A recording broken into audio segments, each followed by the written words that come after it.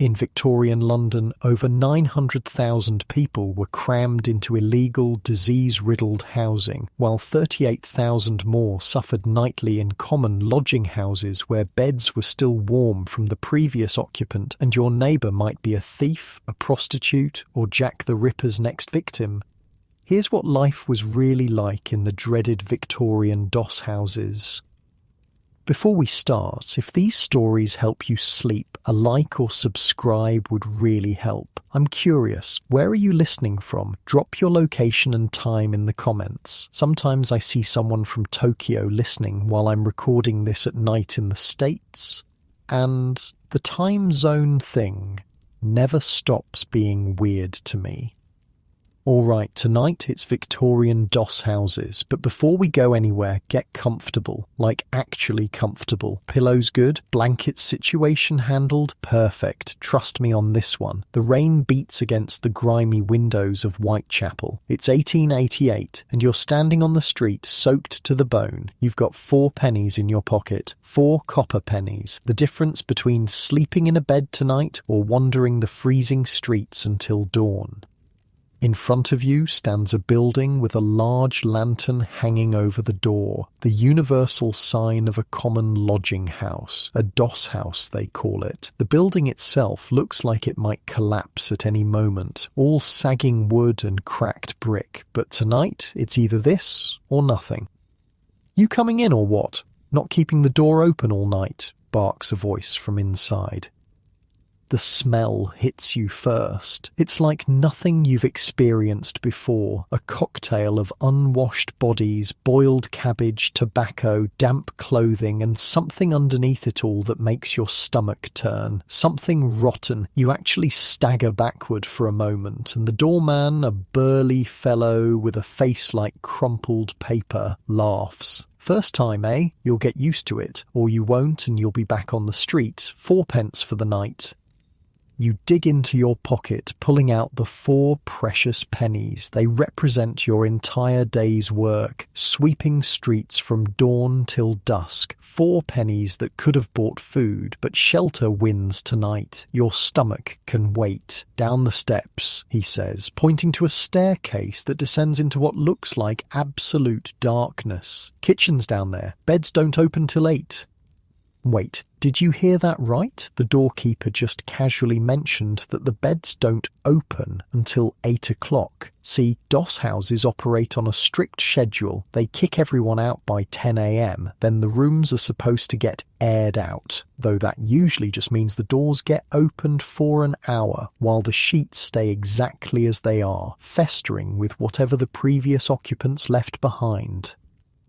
You follow the worn wooden steps down into what feels like the bowels of the earth. Each step creaks and groans, protesting under your weight. The walls are damp to the touch, covered in a film that you don't want to identify. As you descend, the noise grows. Voices, coughing, someone laughing maniacally. The steps finally open into a basement room that stretches the length of the building.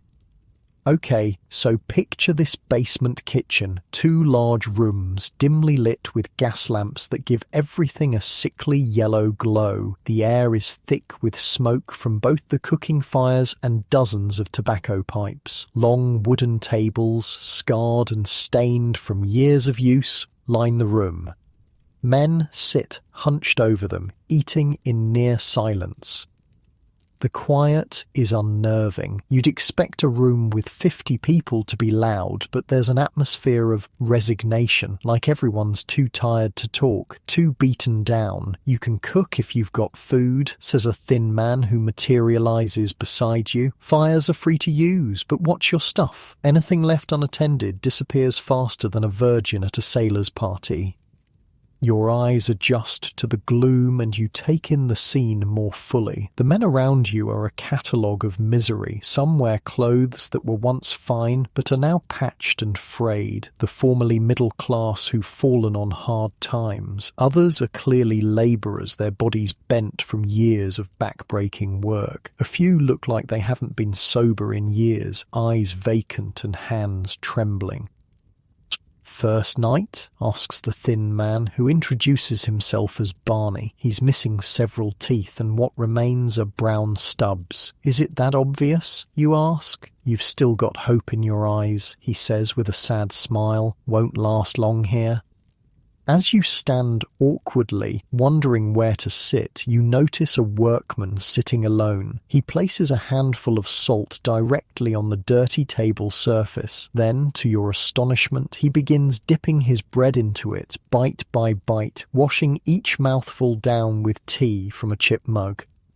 That's his butter, Barney explains, following your gaze. Salt's cheaper than butter or dripping. Man's a genius, if you ask me.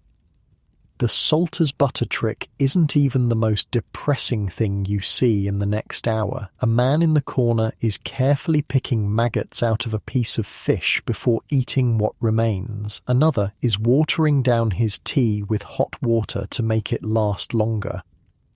Got anything to eat yourself, by and say? Me bunny class trains, you shake your head. The pennies went to the bed. Thought not.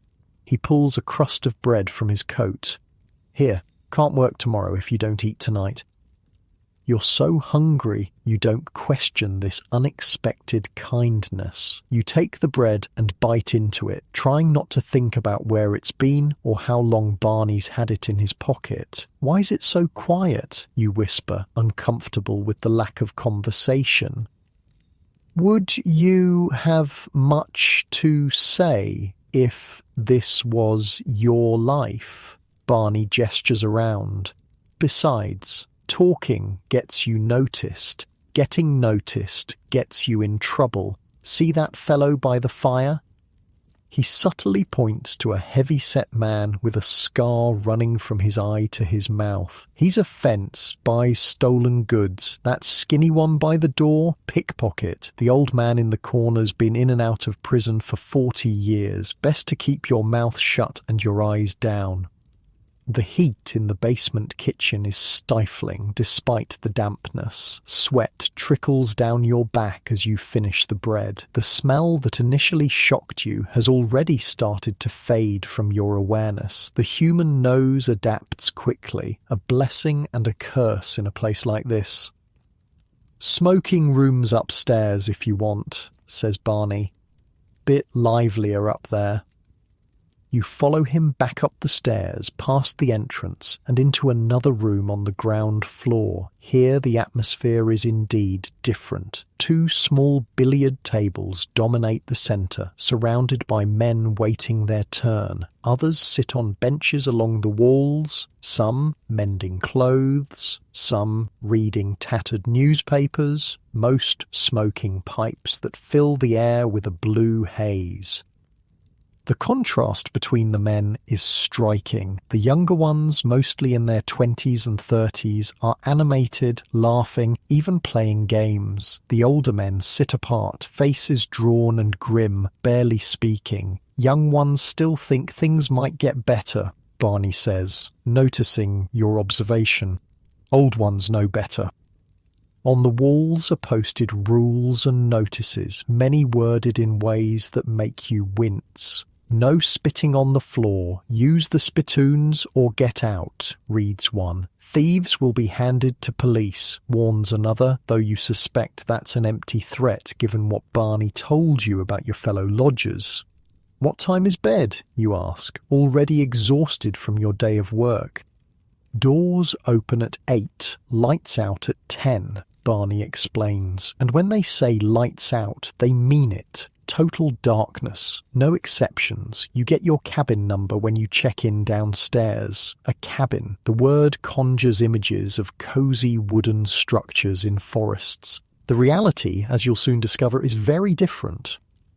8 o'clock comes and there's a subtle shift in the room's energy. Men begin to move toward the stairs. You follow, clutching the brass token you were given when you paid your 4 pennies. It has a number scratched into it, 237. At the bottom of the stairs stands a huge man, built like a prize fighter gone to seed. Token, he demands from each person. When it's your turn, you hand over your brass check and he consults a dirty ledger. 237, top floor, 3rd from the left. Up you go, climbing 3 flights of narrow stairs. Each floor you pass reveals the same scene, a large open room filled with what look like wooden boxes. Men move between them, some already settling in for the night. Like a human filing cabinet, mutters someone behind you. When you reach the top floor, breathless from the climb, you count along until you find cabin 237, and now you understand the filing cabinet comment. Picture a room the size of a small barn, and inside it dozens of wooden partitions creating tiny cells, each about 7 feet high. There are no ceilings to these cells, just the 4 walls. Inside each is a narrow bed and just enough floor space to stand beside it. The walls don't even reach all the way to the ceiling of the main room. They stop about a foot short, presumably for air circulation. Your cabin is barely the size of a closet. The bed fills most of it, a thin mattress on a metal frame with sheets that look like they've seen better days, though they're not as filthy as you expected. There's a small shelf on the wall and a hook for your clothes. That's it. That's what 4 pennies buys you. Could be worse, says a voice, and you turn to see Barney has the cabin next to yours. Private doss houses don't even have these dividers, just rows of beds, sometimes 2 or 3 people to a bed. As you sit on your bed, it creaks alarmingly. Through the thin walls you can hear everything. Men coughing, snoring, talking, crying. A man 2 cabins down is praying in whispers. Someone else is clearly drunk, slurring curses at no one in particular. How do people sleep with all this noise, you ask? Exhaustion is a powerful sedative, Barney says. Trust me, you'll sleep. He's right about one thing, you're bone tired, but as you lie down, another unpleasant reality becomes clear. The mattress is alive with tiny movements. Bed bugs. Lots of them. Unlike your soft mattress right now, this Victorian bed is a battleground. You're not just trying to sleep, you're trying to minimize how much of your blood you donate to the insect population tonight. You sit up quickly, consider your options. Sleeping in your clothes might provide some protection. You can also tuck the sheets in tightly, creating a barrier. Neither will work perfectly, but it's better than nothing.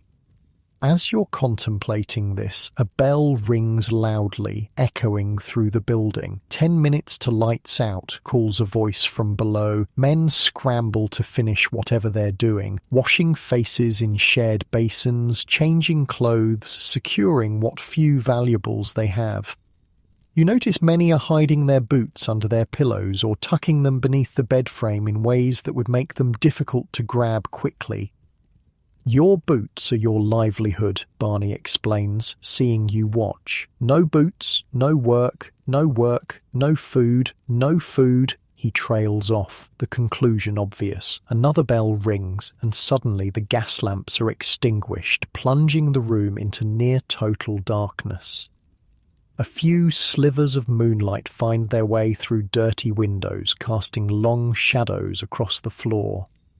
In the darkness, the sounds become more pronounced. Someone is sobbing quietly. Another man calls out in his sleep. The snoring builds to a chorus, punctuated by coughs that sound like they're tearing lungs apart. You lie in the darkness, feeling the occasional tickle of tiny legs across your skin, too tired to even brush them away. Despite everything, the noise, the insects, the hard mattress, exhaustion wins. Your eyes grow heavy. As you drift towards sleep, you find yourself grateful. Yes, the conditions are appalling. Yes, you're sharing space with thieves and who knows what else. But you're inside, out of the rain and cold that kills so many on London's streets each winter. For 4 pennies, you've bought another day of life. Unlike you in your comfortable bed right now, surrounded by clean sheets and safe walls, sleep for the Victorian poor wasn't rest. It was just survival until dawn. Tomorrow will bring new challenges, being forced out at morning bell, finding work, scraping together enough pennies for another night's lodging. The Doss house is a treadmill, not a home. But for tonight at least, you have a roof. And as the cabin around you fades into dreams, one thought follows you into sleep. There but for fortune go you and I. Despite your exhaustion, sleep doesn't come easily. The thin partition walls of your cabin make every sound painfully clear. A symphony of misery surrounds you. Deep coughs that sound like lungs tearing, snores that rise and fall like sawmills, and whispered conversations you wish you couldn't hear. "That's the third one this week," a voice whispers from somewhere to your right. "Knife or sickness?" asks another. "Ah, sickness. Cholera," they're saying. "Found him in an alley off Commercial Street. Better than what happened to that woman in Hanbury Street, I suppose." "Shh, don't talk about that. Bad luck." They're talking about one of Jack the Ripper's victims, though nobody knows that name yet. In 1888, Whitechapel, he's just the killer, or Leather Apron. Only a week ago, the body of Annie Chapman was found horribly mutilated in a backyard on Hanbury Street. She was a Doss house regular. Sleep eventually takes you, but it feels like only minutes before you're jolted awake by cursing and the sound of a scuffle. Someone's been caught trying to steal from another sleeper. The fight is over almost before it begins. A few dull thuds, a cry of pain, then sullen silence. Welcome to night in a Victorian Doss house. Not exactly the sweet dreams you're enjoying in your comfortable bed right now.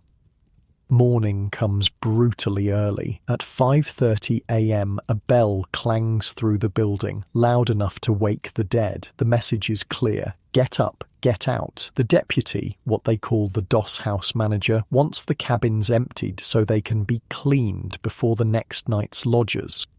Cleaning is a generous term for what actually happens. A broom might sweep across the floor, and if you're in one of the better places, the sheets might be changed weekly. Maybe. The bedbugs, though, they're permanent residents. You swing your legs over the edge of the bed, grateful to find your boots exactly where you left them under the thin pillow. The man in the cabin to your left wasn't so lucky. You can hear him cursing, turning his tiny space upside down, looking for his missing footwear. "Told you to sleep with one eye open," Barney says, appearing at your doorway. In the grey morning light filtering through dirty windows, he looks even more haggard than yesterday. "Breakfast?"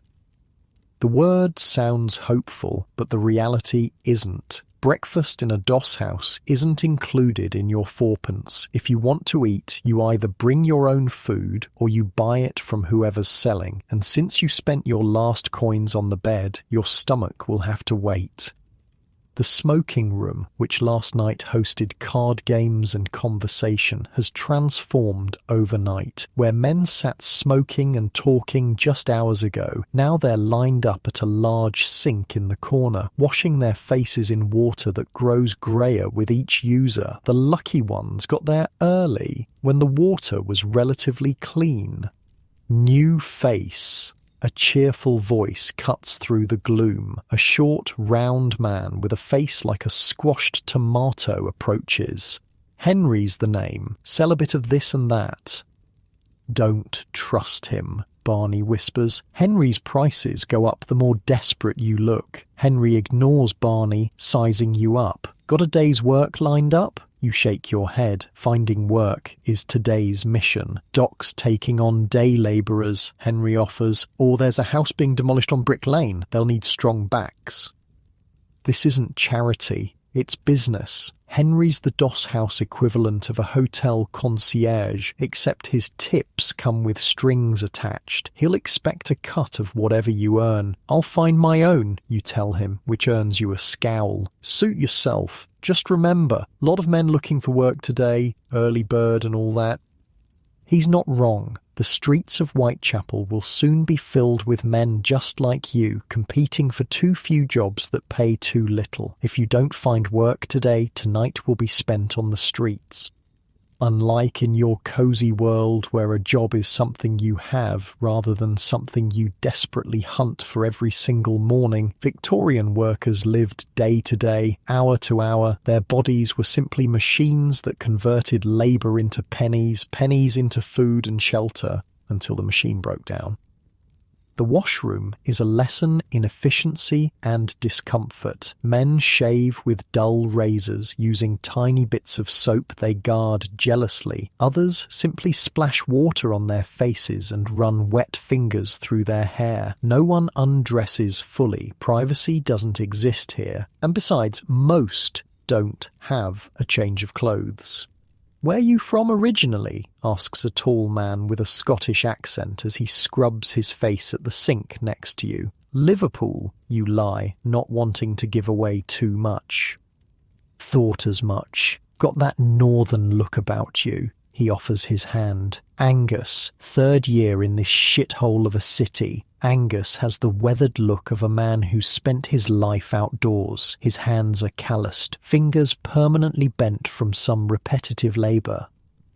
"Used to be a stone mason back in Edinburgh," he says, reading the question in your eyes. "Good trade, good money. Then the drink got me. Lost my tools pawning them for gin.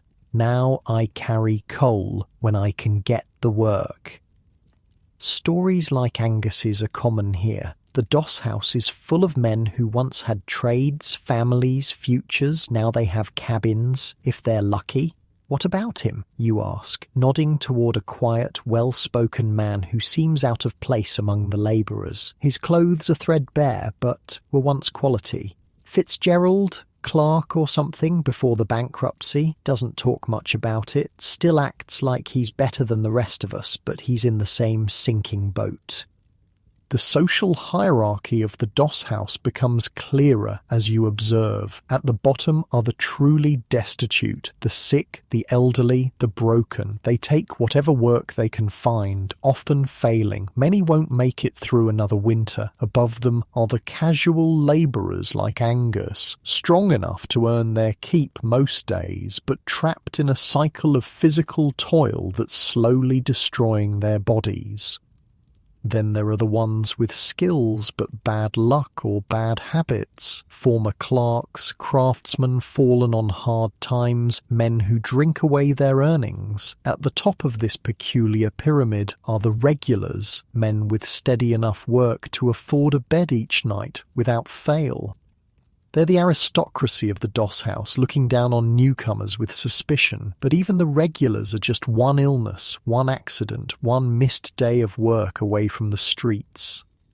By 6:30 a.m, the Doss House practically empties as men hurry out in search of work. You follow, not wanting to miss whatever opportunities the day might hold, but Barney catches your arm at the door. "Word of advice," he says quietly. "Whatever you earn today, don't come back showing it off. Keep a penny or two visible. Hide the rest. Lot of desperate men here come nightfall." It's solid advice. The Doss House may offer shelter, but it doesn't offer safety. Outside, the morning air is thick with coal smoke and fog, the infamous London pea souper that coats your lungs and stings your eyes. Streets that seemed merely threatening in last night's darkness are revealed as squalid beyond imagining in the grey dawn light. Children no older than 5 or 6 are already at work, sweeping crossings or collecting horse dung to sell. Women with hollow cheeks hawk matches or flowers from baskets. A gin shop is doing brisk business despite the early hour. You're about to head toward the docks when you spot Fitzgerald, the former clerk, walking purposefully in the opposite direction. "Wouldn't bother with the docks today," he says as you fall in beside him. "Ship that was expected got delayed. 100 men already waiting for work that won't come." "Where are you headed?" you ask. "Spitalfields Market. They sometimes need men to unload wagons. Not much, but better than nothing." You follow him through a maze of narrow streets. Fitzgerald walks with the confidence of a man who knows exactly where the day's bread might be found. He doesn't talk much, but when he does, his voice carries the refined tones of education. "First time in a doss house?" he asks after a while. You nod. "Thought as much. You still look shocked." He pauses. That fades, unfortunately. "How long have you been—" You struggle to find a polite way to ask. "Living like this?" Fitzgerald finishes for you. 3 years, 4 months, and 16 days. Not that I'm counting. His laugh is bitter. "Used to have a desk at an accounting firm, wife, children, house in Islington. Then the firm collapsed. Owner gambled it all away. By the time I found new work, the debts had piled too high. Lost everything." "Your family?" "With her parents in Kent. Better off without me, at least until I can get back on my feet." The way he says it makes you wonder how long he's been telling himself that. "And you stay at the doss house every night?" "When I can afford it. When I can't," he gestures vaguely toward a park bench. "Summer's not so bad. Winter, though. Winter kills the unlucky." He's not exaggerating. Every winter, bodies are found frozen on London streets or in its parks. The workhouses fill, but many prefer to take their chances with the cold rather than submit to the workhouse regime. At Spitalfields Market, you both strike lucky. A produce merchant needs crates shifted, and he's willing to pay 4p for a few hours' work. It's barely enough for another night at the doss house with nothing left for food, but it's better than nothing.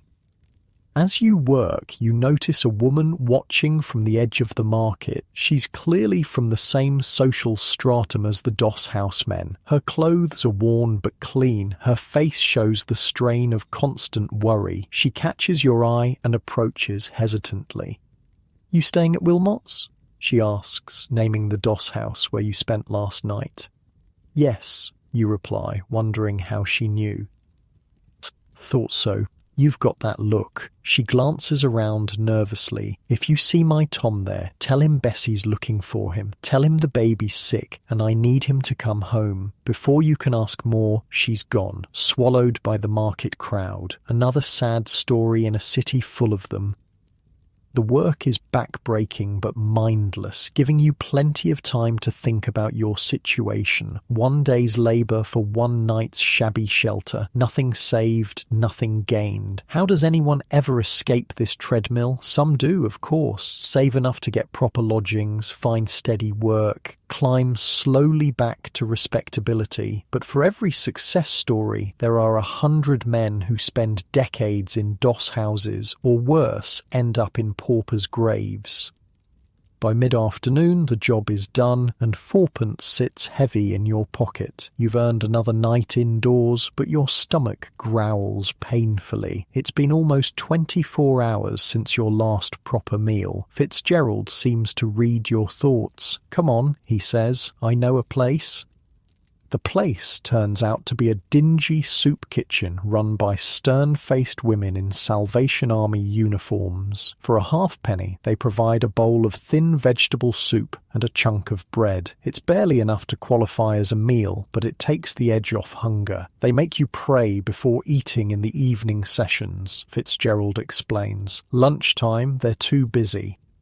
The soup kitchen clientele is even more varied than the doss house. Entire families huddle over their meagre meals. Children with thin faces and old eyes slurp soup like it's the finest delicacy. Women who might have once been genteel sit apart, shame in every rigid line of their bodies. "That's Mrs. Pembroke," Fitzgerald whispers, nodding toward one such woman. "Husband was a solicitor, died of consumption last year, left her with nothing but debts, too proud to go to her family." you're starting to realise that Victorian poverty isn't just about the people born into slums. It's a trap door that can open beneath anyone's feet. Illness, job loss, a financial crash, any of these can send a respectable family spiralling into destitution within months. Think about your own comfortable life right now, your warm bed, your full refrigerator. The Victorians had no such safety nets. One bad month could mean the difference between a home and a doss house. As afternoon turns to evening, you and Fitzgerald make your way back toward Wilmot's. The streets grow more menacing as daylight fades. Gin shops overflow with men and women seeking liquid comfort. Hollow-eyed prostitutes as young as 15 beckon from doorways. Police constables walk in pairs, hands never far from their truncheons. Best to be inside before dark if you can manage it, Fitzgerald advises, especially with money in your pocket. Back at the Doss house, the evening ritual begins again. The kitchen is as crowded and grim as the night before, but now you notice more details. Men with consumptive coughs handle food with the same hands they use to cover their mouths. A rat scurries along the wall, barely earning a glance from the regulars. The deputy moves through the room, settling disputes with threats or, occasionally, his fists. You spot Tom, the man Bessie was looking for, slumped at a table with a half-empty bottle in front of him. When you deliver her message, his face contorts. "Baby's always sick," he mutters. "Never stops crying, can't think, can't sleep. She seemed worried," you press. "Said she needed you to come home." Tom laughs, a sound without humour. "Home? You call that one room home? Barely space to turn around, 4 of us living there?" He takes another drink. "Tell her I'll come when I've had enough of this." He won't though, you can see it in his eyes. Tonight, he'll drink away his day's wages and his family will go without. It's a story repeated in thousands of households across London. In the smoking room, the evening entertainment is in full swing. A toothless old man plays a battered accordion while another sings in a surprisingly sweet tenor. Men crowd around the billiards table, betting pennies they can ill afford to lose. A missionary hands out religious tracts that will likely become rolling paper for tobacco or kindling for morning fires. "Quite the palace of varieties," Fitzgerald remarks dryly. The mood in the room shifts suddenly as 3 men enter. They move with the confidence of predators, scanning the room for weakness. "Shark crew," Barney mutters, appearing beside you, looking for easy marks. The sharks are Doss house regulars who found that stealing from their fellow lodgers is easier than honest work. They don't operate like common pickpockets. Their method is intimidation. They'll corner a man, imply violence, and suggest he contribute to their drinking fund. You watch as they zero in on a young man, barely more than a boy, who made the mistake of displaying a few coins while paying for tea. Within minutes, they've surrounded him. No overt threats are made, but the boy hands over his money, face pale. "Deputy won't do anything," Barney explains. "As long as they don't cause too much trouble, he looks the other way, probably gets a cut." The evening wears on. The accordion player is replaced by a man reciting bawdy poetry to appreciative laughs. Someone starts a card game in the corner. Small dramas play out across the room. Arguments over borrowed tobacco, tearful confessions of lost loves, tales of better times that grow more elaborate with each telling. Despite everything, there's a strange sense of community here. These men have nothing, yet they share what little they possess: tobacco, matches, stories, information about where work might be found. They watch out for each other in their way, warn newcomers about dangers, point out which lodging houses have bedbugs and which are merely filthy. Beneath all the squalor and desperation beats something resilient, something almost hopeful. Not that things will magically improve, but that survival itself is a kind of victory, that getting through one more day with a roof overhead, no matter how wretched, means you haven't yet been tumbled. As 10 o'clock approaches, men begin drifting upstairs to secure their cabins for the night. You follow, clutching your brass token which you've guarded carefully all day. Tonight, you know what to expect. The hard bed, the thin walls, the cacophony of human misery that will surround you until dawn. But there's a peculiar comfort in familiarity, even when what's familiar is hardship. You pass the deputy's small office on your way upstairs and glimpse him counting the day's takings. It's a substantial pile of coins. At 4p per lodger, multiplied by hundreds of beds, the doss house is a profitable business for someone, even if that profit is built on desperation. They say the owner has a fine house in Kensington, Fitzgerald remarks, following your gaze. Never seen the place himself, of course. Wouldn't soil his boots with Whitechapel mud. The bells ring for lights out, and darkness falls once more on Wilmot's lodging house. In your cabin you lie awake, listening to the now familiar sounds, coughing, snoring, quiet conversations, occasional sobs. Tomorrow you'll join the dawn exodus again, competing for work that barely sustains life. The day after will be the same, and the day after that. For how long? How many nights in this purgatory before something breaks? Your health, your spirit, your luck?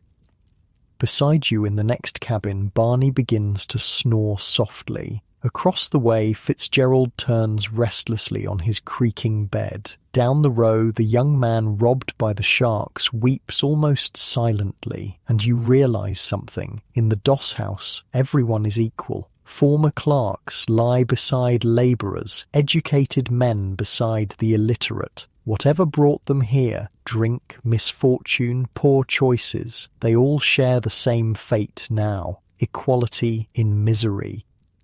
As your eyes grow heavy, one last thought crosses your mind. Unlike you in your safe, comfortable bed, listening to this story, these men never knew when or if their circumstances might improve. Their present was bleak, their future uncertain, yet still they persisted day after punishing day. There's a strange nobility in that, a quiet heroism that history rarely recognizes. The desperate courage of simply continuing to exist when existence itself has become a battle. Sleep finally comes, carrying you away from the doss house and its broken dreamers, at least until morning's bell shatters the brief peace once more. The doss house at night transforms into something else entirely. As the gas lamps dim and finally extinguish at 10 o'clock, the vast room of wooden cabins becomes a cavern of disembodied sounds, a cacophony of human misery in the dark. Sleep, when it comes, is shallow and alert, the kind that leaves you more exhausted than refreshed. The slightest noise jolts you awake, and there are so many noises. Tonight, around 2 a.m., you're startled from fitful dreams by a commotion several cabins away. A man screaming about snakes in his bed. The shakes, Barney will later tell you, delirium tremens from alcohol withdrawal, not an uncommon midnight drama at Wilmot's. "Get him out," someone shouts. "Some of us need to work tomorrow." "Shut your bloody mouth before I shut it for you," comes another voice. The deputy's heavy footsteps thud up the stairs, and soon there's the sound of a struggle, a body being dragged. The screaming fades as the man is hauled downstairs, probably to spend the rest of the night on the street. "Happens couple times a week," whispers Barney through the thin wall. "Poor bastards drink to forget they're here, then can't afford to keep drinking. The shake hits, and out they go." You lie awake after that, listening to the symphony of human suffering around you. From the cabin on your right comes a persistent wet cough that sounds like drowning on dry land. Tuberculosis, most likely. The white plague runs rampant in places like this, where men sleep practically on top of each other and fresh air is as rare as fresh food. The darkness in a Victorian doss house is never complete. Moonlight filters through dirty windows, casting everything in a ghostly blue-grey. In this half-light, you can make out shapes moving along the narrow walkways between cabins, men making their way to the single filthy toilet at the end of the hall, or simply pacing away their insomnia. "Can't sleep?" It's Fitzgerald's voice, low and cultured, even in a whisper. "Not really," you admit. "First few nights are the worst," he says, your body's still fighting it. Eventually, exhaustion wins and you'll sleep through anything. The coughs, the fights, even the bedbugs. You're not sure you believe him. How does anyone get used to this? "Remind me how long you've been doing this?" you ask. 3 years, 4 months, and 17 days now, he says, the same precise count as before. Started in a place worse than this, if you can believe it. Couldn't afford more than 2p a night back then. What's a 2p doss like?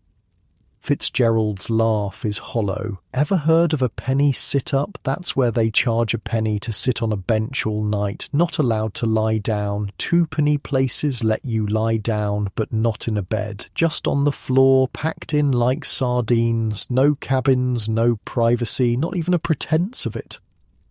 You try to imagine something worse than where you are now and find your mind rebelling at the thought.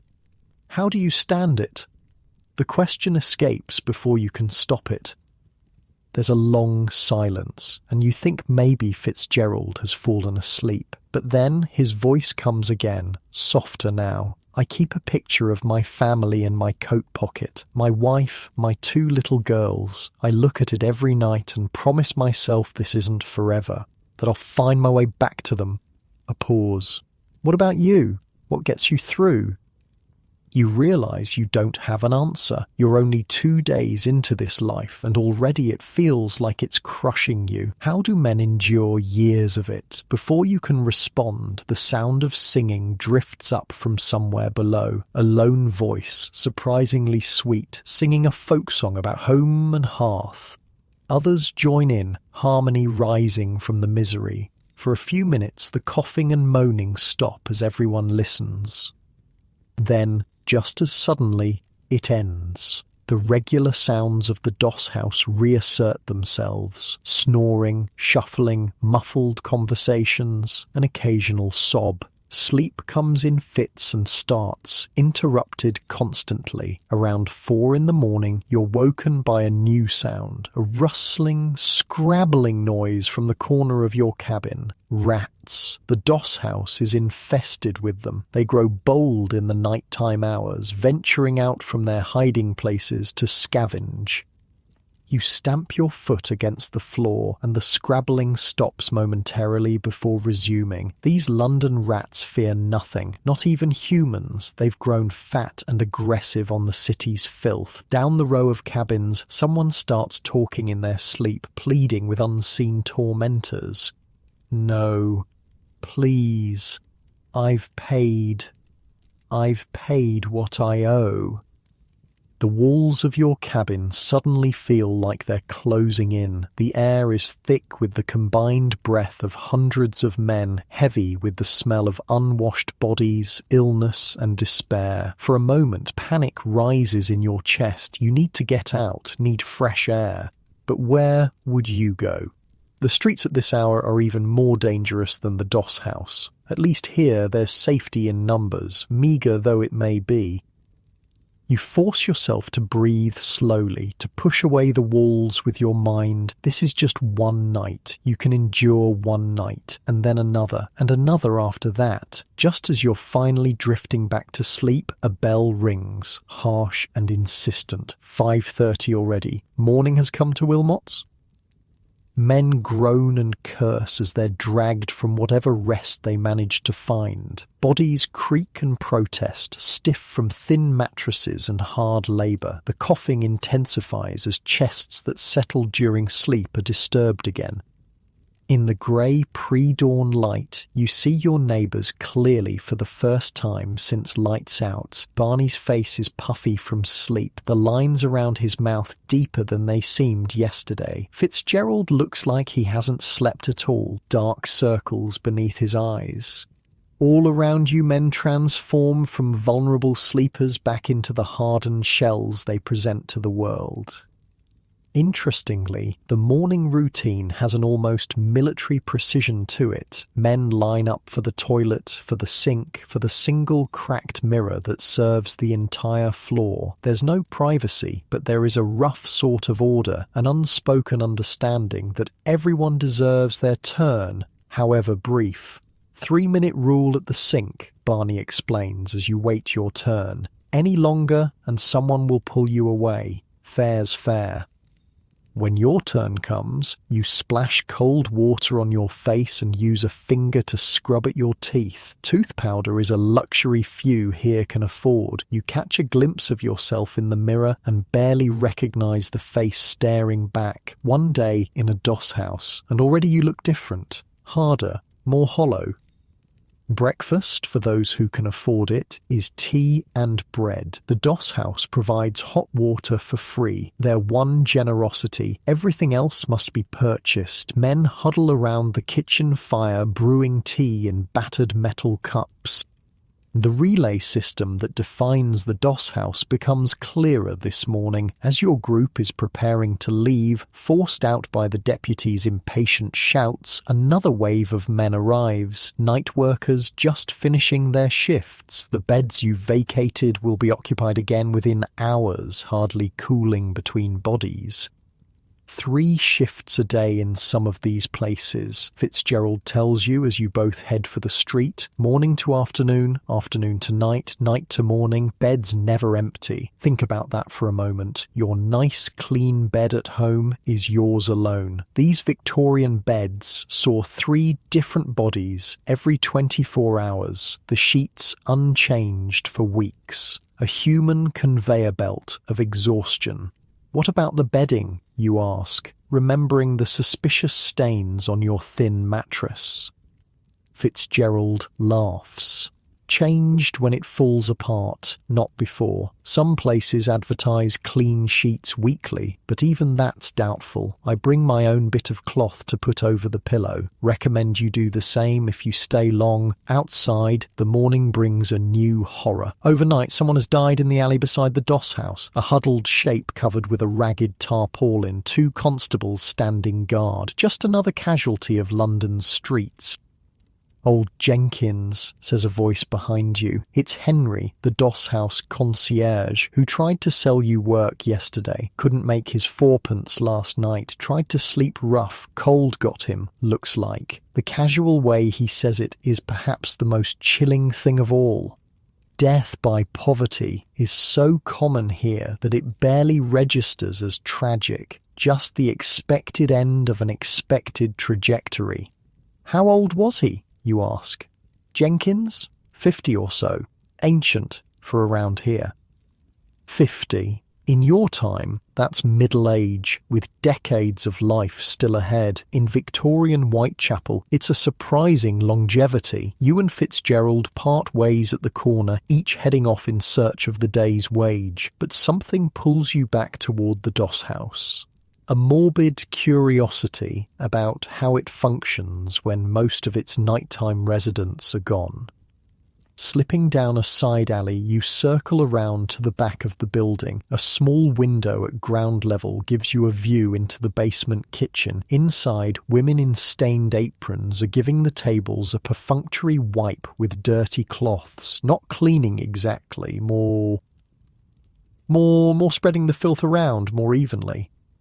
As you watch, a cart arrives loaded with sacks of the cheapest flour and ancient vegetables, the food that will become tonight's overpriced meals for those who can afford them. The driver hands something to one of the kitchen women. Money changes hands for what looks like watered-down milk. "Every penny squeezed," says a voice that makes you jump. It's Barney, who apparently had the same idea as you. Owner takes his cut, deputy takes his, kitchen women take theirs. By the time they serve it, that cabbage has paid for itself 10 times over. You move away from the window, not wanting to be caught spying. "I thought everyone had to be out during the day."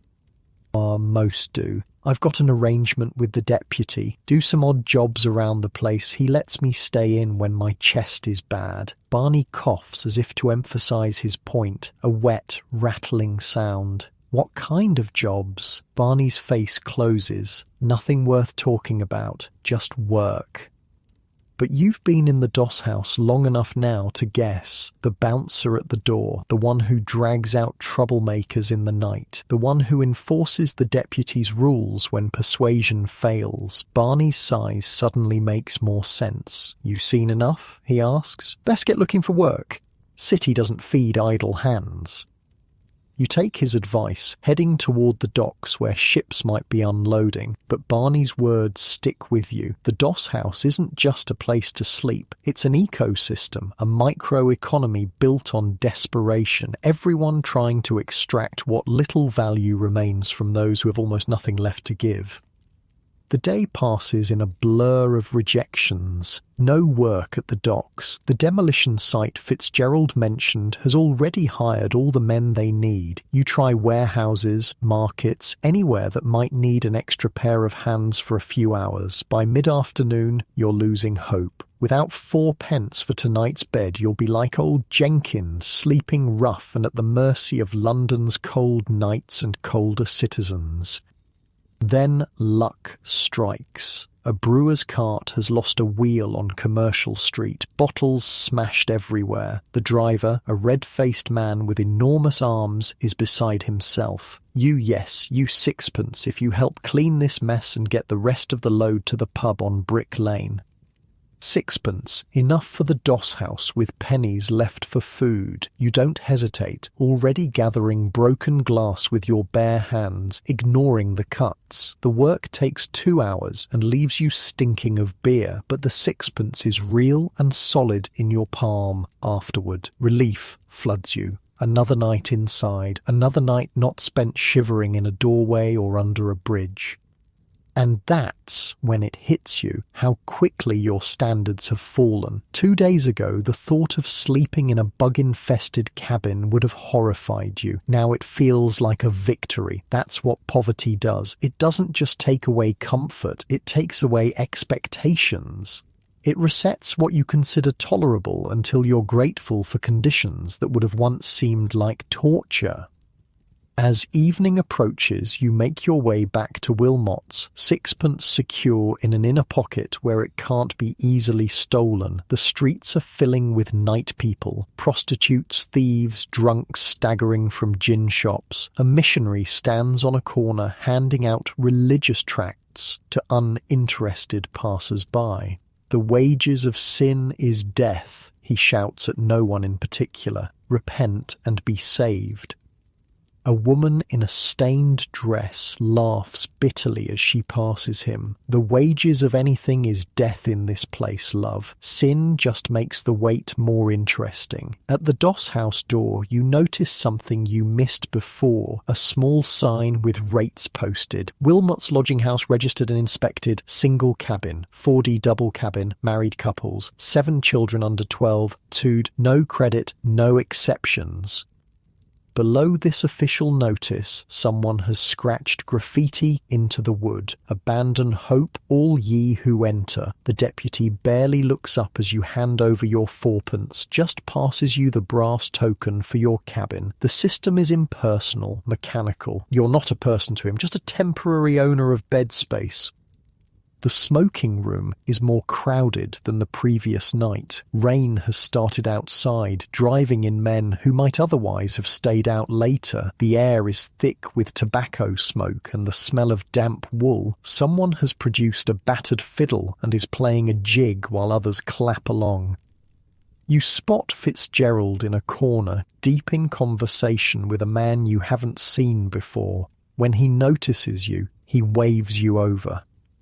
"Good news," he says, his face showing more animation than you've seen before. "Johnson here says the railway's taking on men tomorrow. Track laying out toward Paddington. Week's work at least, if you're strong enough." Hope flares in your chest. A week's work would mean a week of guaranteed beds, food, maybe even enough saved to look for something better than Wilmot's. You thank Johnson for the information, careful not to seem too eager. Competition for such jobs will be fierce.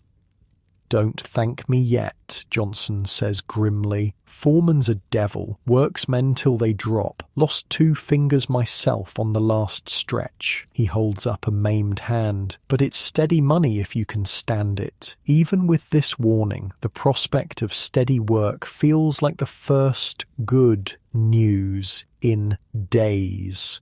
You, Fitzgerald, and Johnson make plans to leave together at dawn, giving yourselves time to be first in line when the foreman arrives. As you talk, you notice Barney enter the smoking room. He looks exhausted, more so than when you saw him this morning. He catches your eye but looks away quickly, heading for the kitchen instead. "What's his story anyway?" you ask Fitzgerald, nodding toward Barney's retreating back. Fitzgerald's expression turns somber. "Barney? Been here longer than most. Used to be a blacksmith before his lungs went bad from the forge. Now he does the deputy's dirty work. Not proud of it, but we all do what we must. And you? What did you do today?" You're genuinely curious how a former clerk survives in this environment. "Wrote letters for people who can't write. Penny a page. Not much, but it's something." He shrugs. "Education's the one thing they can't take from you, even in here." The evening winds on. Men come and go. Stories are exchanged. Who's hiring, who's not, which charities are giving out food, which policemen can be bribed, and which are zealous enforcers of vagrancy laws. Information is currency in the world of the destitute, sometimes more valuable than money itself. You notice the young man who was robbed by the sharks last night. He sits alone, nursing a mug of tea, eyes darting nervously around the room. When he sees you looking, he flinches slightly. "First week's the hardest," you find yourself saying as you sit beside him, surprising yourself with this show of camaraderie. "Gets easier, or so I'm told." He looks at you suspiciously, then relaxes a fraction. "William," he offers, "from Bristol originally. What brought you to London?" "Same thing that brings everyone. Thought there'd be work, opportunity." He laughs bitterly. "Found this instead."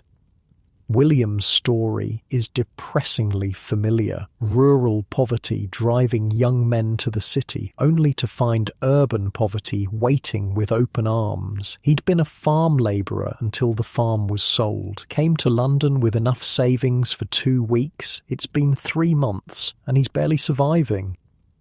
"Got work on the docks sometimes," he says. "When I'm lucky. Not often enough." You tell him about the railway job, and his eyes light up. Another potential recruit for tomorrow's dawn expedition. As 10 o'clock approaches, the mood in the smoking room shifts. Men begin to gather their few possessions, preparing for the nightly migration upstairs. The fiddle player packs away his instrument. Card games come to an end, with winners pocketing their meagre winnings, and losers cursing their luck. Tonight, you approach your cabin with less dread than before. You know what to expect now. The hard bed, the thin walls, the noises and smells. Familiar discomforts are somehow less distressing than new ones. You even come prepared. A scrap of relatively clean cloth to lay over the pillow, as Fitzgerald suggested. A luxury of sorts. The bell rings for lights out. Darkness falls. Around you, 200 men settle in for another night of fitful sleep, each in their narrow wooden cell. But tonight, something is different. There's a sense of not hope exactly, but possibility. Tomorrow might bring work. Work brings money. Money brings choices, however limited. As you drift towards sleep, you find yourself thinking about the Victorian poor in a way you hadn't before. Their lives were an endless series of small battles for work, for food, for shelter, for dignity. Most lost those battles eventually, but they fought them anyway, day after punishing day. There's a certain terrible courage in that, a stubborn refusal to surrender, even when surrender seems inevitable. You pull your thin blanket tighter, grateful for the roof above. However wretched, unlike you in your safe, comfortable bed right now, these Victorian dossers never knew if tomorrow would be better or worse. They just knew it would come, ready or not. Sleep takes you finally, deep and dreamless from exhaustion. Tomorrow waits with its uncertain promises. Tonight, at least, you're sheltered from the worst the city can inflict. The rain continues to fall on Wilmot's lodging house, and 200 men breathe as one beneath its leaking roof, waiting for whatever morning will bring. The morning bell at Wilmot's comes too soon, as always, 5:30 sharp, and there's no possibility of just 5 more minutes like you might enjoy in your comfortable bed now. Here the deputy enforces wake up with brutal efficiency, ringing the bell, then walking the rows, banging on partitions and occasionally dousing particularly stubborn sleepers with cold water. Railway day, Fitzgerald murmurs from the next cabin. Best be quick about it. You're already learning the rhythms of doss house life, the mad scramble for the washroom, the strategic positioning to avoid the dirtiest water, the careful check of your few possessions to ensure nothing vanished in the night. Your boots, thankfully, are still where you tucked them under the thin mattress. The sixpence you earned yesterday is still secure in its hiding place. Small victories in a world where defeat is the baseline. William, the young man from Bristol, joins you and Fitzgerald as promised. He looks even younger in the harsh morning light, barely more than a boy, but his eyes are old, weathered by months of London's brutal education. Johnson's meeting us at the corner, Fitzgerald says as you all head downstairs, says he knows the foreman. The kitchen is a frenzy of activity. Men gulping down tea, shoving bread into pockets for later, negotiating last-minute loans of tobacco or pennies. The air is thick with smoke, steam, and desperation. Outside, the world is still more grey than light. Dawn just beginning to break over London's jumbled rooftops. The rain has stopped, but puddles fill the uneven streets, reflecting the pale sky like shattered mirrors. The air smells of wet coal dust and something rotten from the nearby river.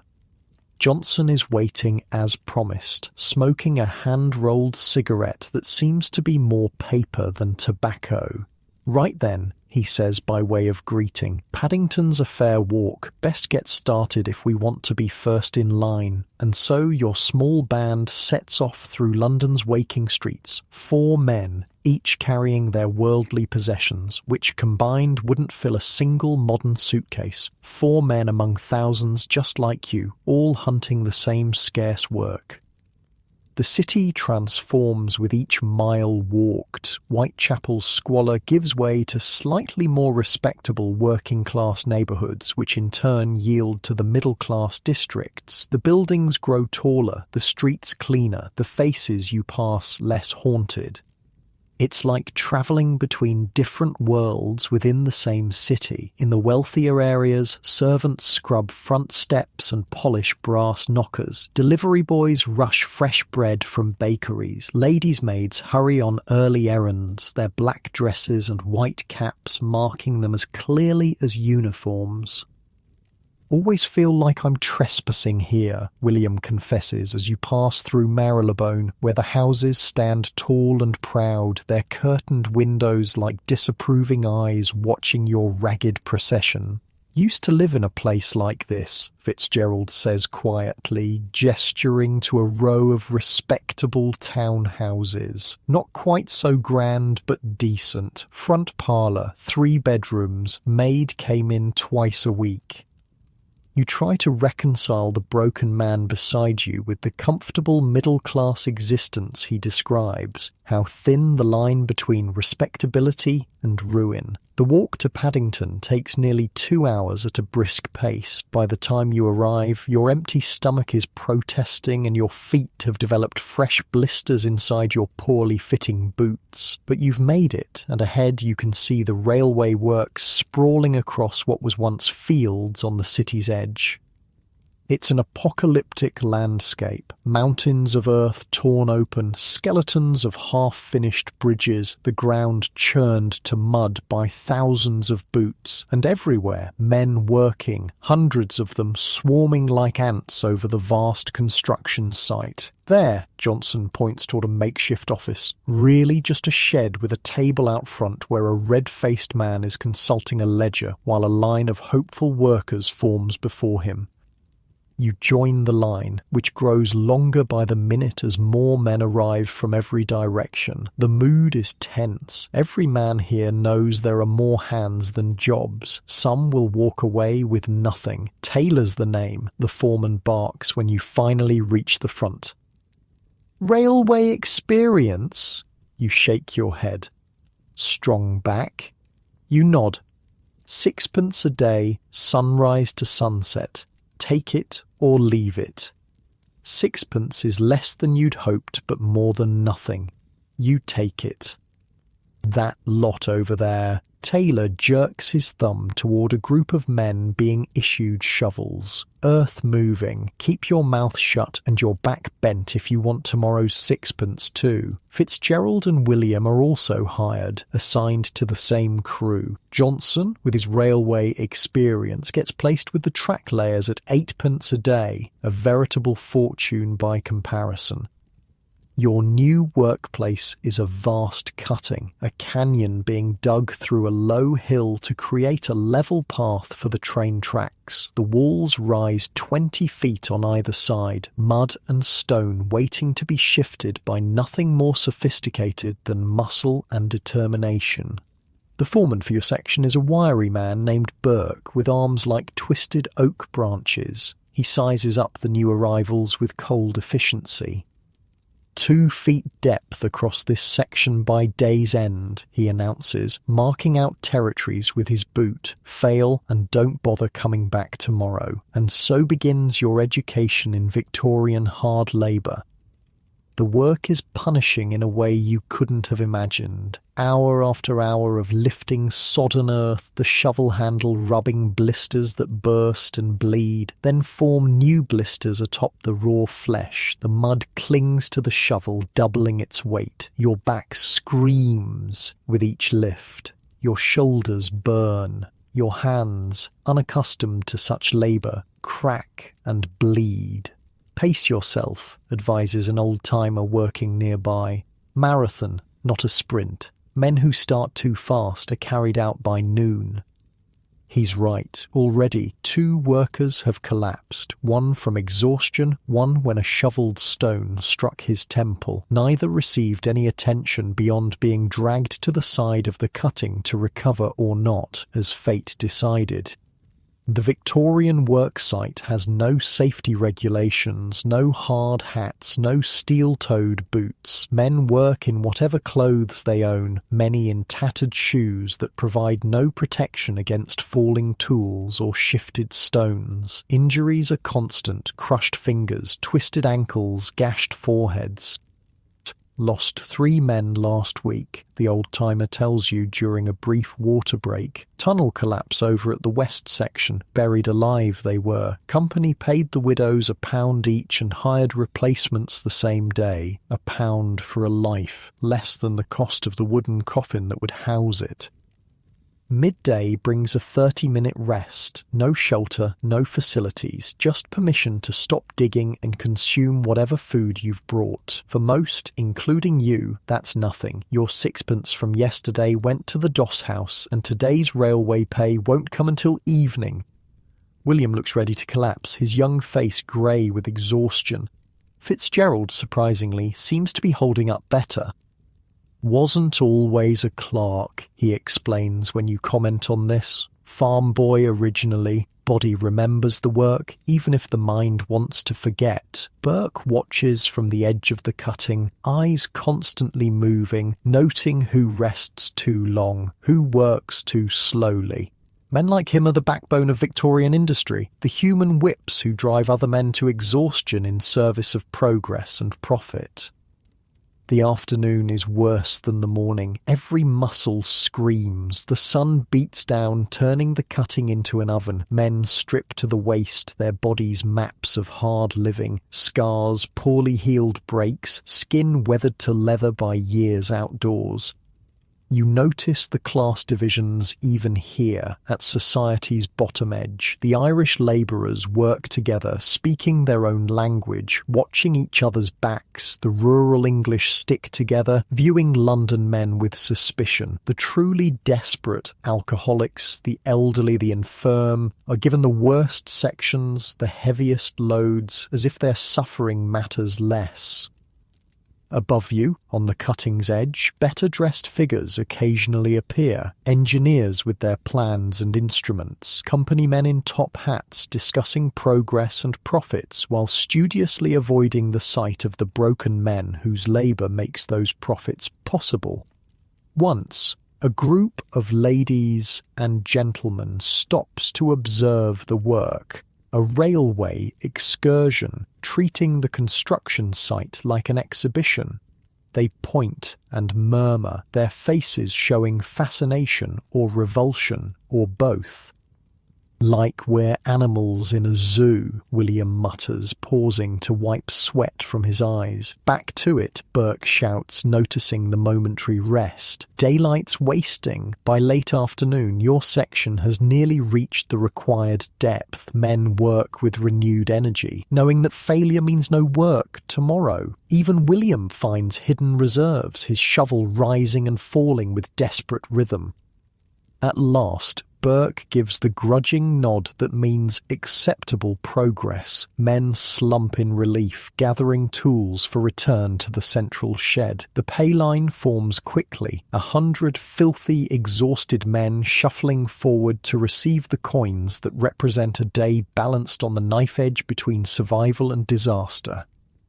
When your turn comes, Taylor counts 6 pennies into your palm without looking up. One day's brutal labour converted to one night's shelter and perhaps a meagre meal. The transaction is complete in seconds, your humanity entirely irrelevant to the exchange. Outside the pay shed, Fitzgerald, William, and a dozen others hover, uncertainty on their faces. "Same again tomorrow?" someone asks. "If you're lucky," Taylor calls from inside. 6 a.m. sharp. Late, and your spot goes to someone else. The knowledge that tomorrow holds more of the same, the back-breaking work, the constant fear of injury, the sixpence that barely sustains life, should be crushing. But oddly, there's relief too. Steady work, even like this, is better than the desperate daily scramble you've known so far. "Drink?" Johnson suggests, having received his superior 8p. "Pub on the way back does a decent stew with your beer." The prospect of actual hot food is too tempting to resist. Your small group joins the stream of labourers heading back towards central London, bodies bent with fatigue but spirits cautiously lifted by the weight of coins in pockets. The pub Johnson leads you to is clearly accustomed to railway workers. The landlord doesn't blink at your filthy clothes and mud-caked boots. The main room is already half full of men just like you, gratefully washing away the day's miseries with warm beer. You spend a precious tuppence on a bowl of stew and half-pint of dark ale. The stew is mostly potato and gristle, with a few floating carrots, but it's hot and fills the aching void in your belly. The beer is warm and weak, but takes the edge off muscles that tremble from overuse. "Not bad, eh?" Johnson says, already on his second pint. His experience and higher wage have earned him a position of temporary authority in your small group. "Told you the railway was steady money." "If we survive it," Fitzgerald remarks dryly. His soft clerk's hands are a mess of blisters and torn flesh, but he's managed the work better than you expected. William says nothing, focused entirely on his food. The boy looks half-starved, which he probably is. London has been consuming him bite by bite for months. The conversation around you in the pub paints a vivid picture of working-class Victorian life. Men discuss which foremen can be trusted to pay fare, which are likely to cheat on measurements. They exchange information about workhouses with bearable conditions, charities that give food without sermons, police constables who turn a blind eye to sleeping in parks. More than anything, they talk about the absent, wives in distant villages sending desperate letters, children working in factories, parents in paupers' graves. The Victorian working man's heart is perpetually divided, torn between where he must be to earn and where he longs to be to live. As twilight deepens outside, your thoughts turn to Wilmot's. 4p for the night's bed leaves you with 2p, enough for breakfast tomorrow if you're careful. "We should head back," you suggest. "Long walk still." The others nod, reluctantly abandoning the pub's warmth for London's cooling streets. Night is falling as you walk, the city transforming once again. Lamplighters move from post to post, bringing artificial day to better neighbourhoods. In poorer streets, darkness gathers unchallenged in doorways and alleys.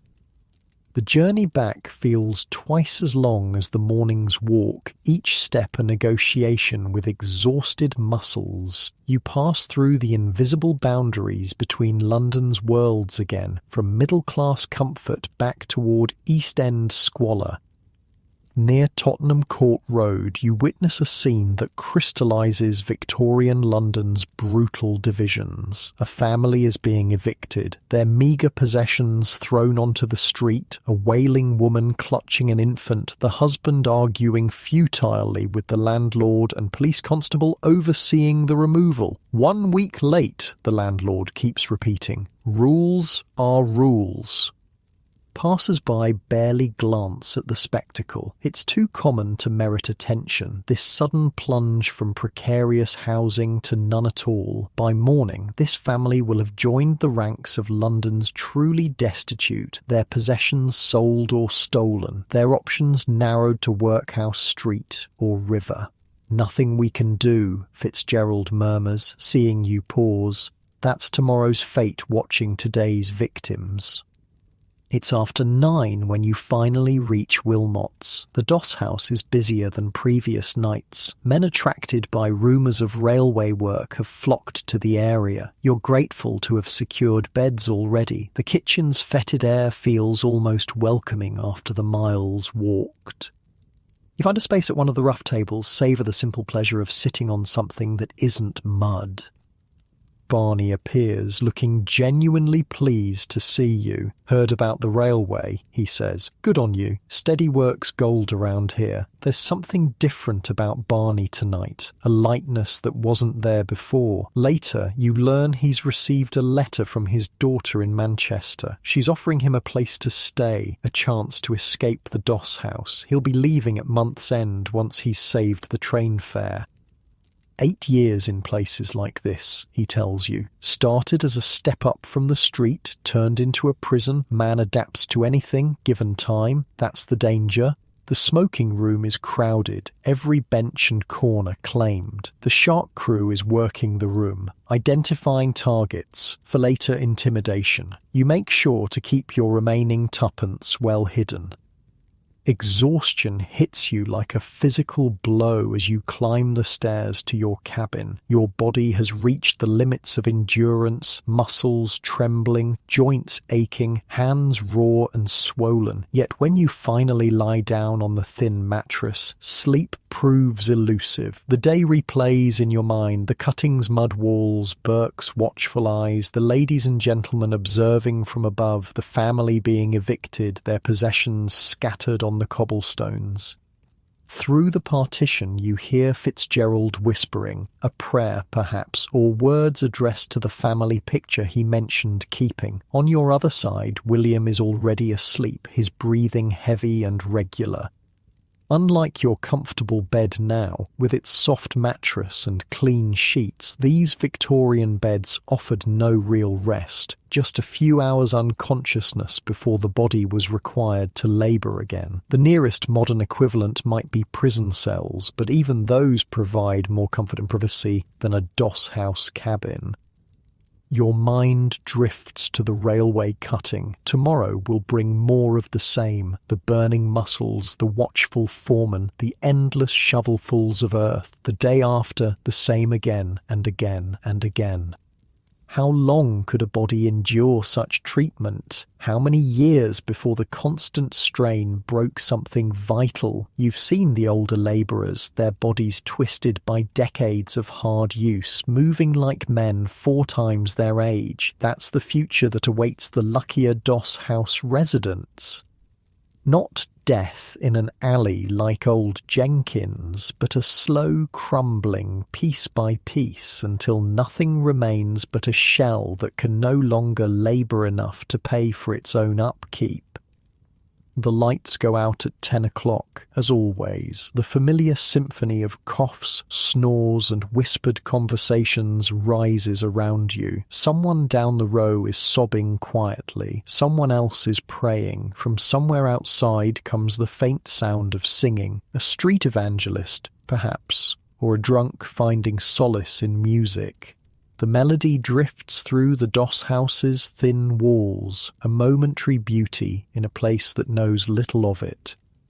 Tomorrow will come too soon with its bells and demands, but for now there's this, the quiet dark, the illusion of privacy, the pretense of rest, small mercies in an unmerciful world. Sleep finally takes you, carrying you away from the Victorian doss house and its regiment of broken dreamers.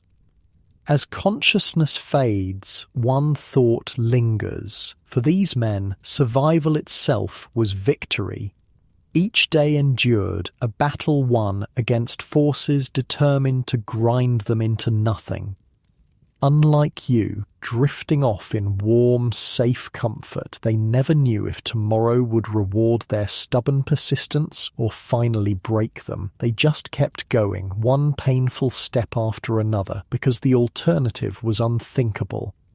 And somehow, in that relentless determination to continue despite everything, there was a kind of dignity that transcended their circumstances, a silent rebellion against a world that valued them only for what could be extracted from their bodies, then discarded when nothing remained. Sunday arrives as a brief reprieve from labour. The railway works are closed, not from any Victorian concern for workers' well-being, but because operating on the Sabbath would offend respectable religious sensibilities. For you and your newfound companions, it's a welcome respite for bodies pushed to their limits. You wake later than usual, the doss house strangely quiet without the usual dawn commotion. Many beds lie empty, their occupants either at church, unlikely, spending their Saturday wages in pubs until they closed, possible, or simply sleeping rough to save 4p, probable. Fancy a walk, Fitzgerald suggests when you finally descend to the kitchen. Sunday's the day to see what we're living amongst. East End puts on a different face. With nothing better to do and fourpence already secured for tonight's bed, you agree. William joins you, his young face showing the first hints of recovery after a night's proper sleep. Johnson is nowhere to be found, last seen heading to a pub after declaring his intention to drink Saturday and sleep Sunday like a civilized man.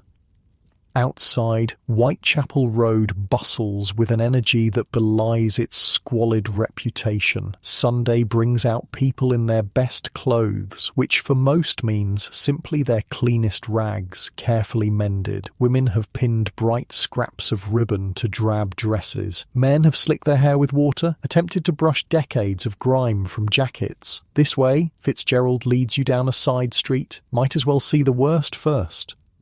The worst turns out to be Dorset Street, a narrow lane running between Crispin Street and Commercial Street that even in daytime feels shrouded in permanent midnight. The buildings lean toward each other across the street, blocking sunlight, creating a tunnel of shadow and decay. They call it the worst street in London, Fitzgerald explains. More violence, more misery per inch than anywhere else in the city.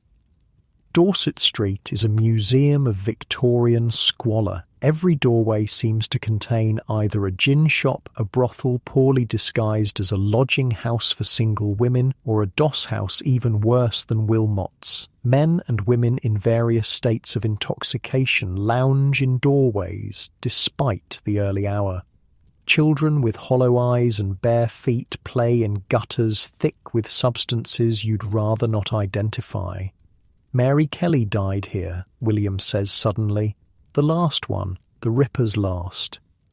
You've heard of Jack the Ripper, of course, the shadow hanging over Whitechapel. 5 women that they know of murdered and mutilated in the autumn of 1888. Though it's now 1889, the killer was never caught and fear still lingers in these narrow streets. Lived in a doss house, most of his victims. Fitzgerald nods. That's what I meant about the worst seeing the worst. It's always the vulnerable who suffer most.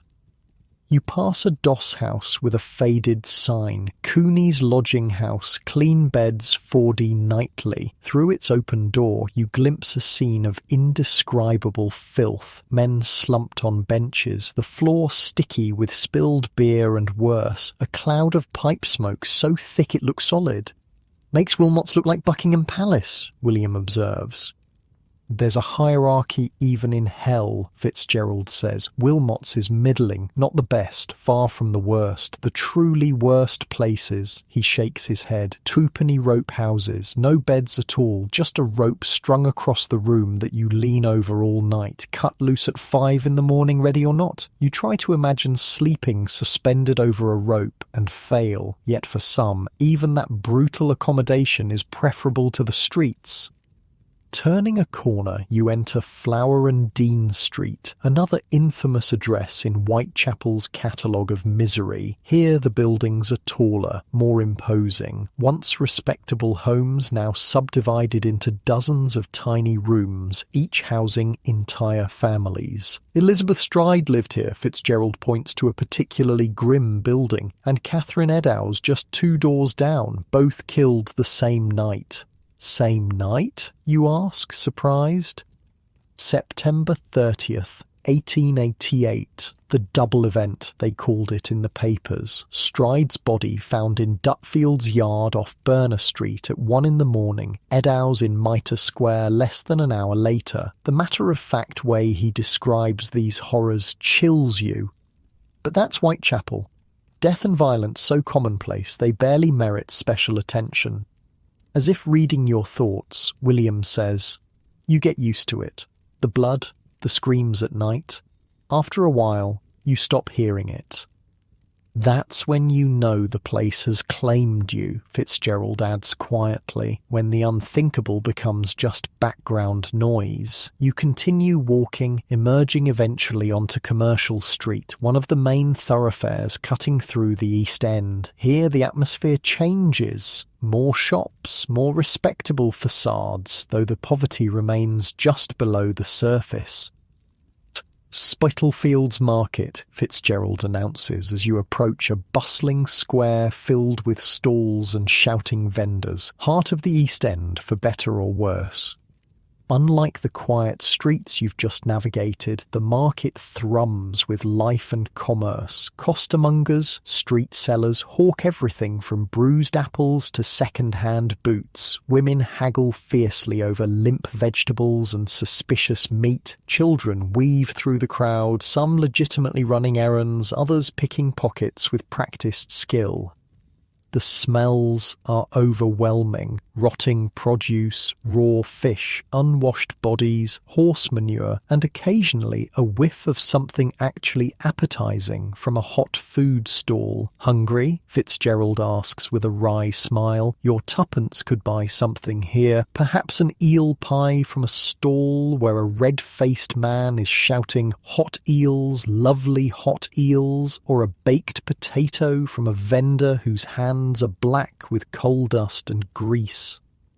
You opt for the potato, handed over wrapped in a scrap of newspaper. It burns your fingers but fills your empty stomach with solid warmth. Such simple pleasures take on enormous significance when you live at survival's edge. Markets different in different seasons, William explains, as you eat. Summer's worst. Meat goes off fast, smells like death by afternoon. Winter's hard too, fingers freeze to the stalls. Spring's best, when the country produce starts coming in. You realise William's knowledge comes from experience. He's probably spent many days here, perhaps buying, perhaps just scavenging what's left at day's end when vendors dump unsold goods.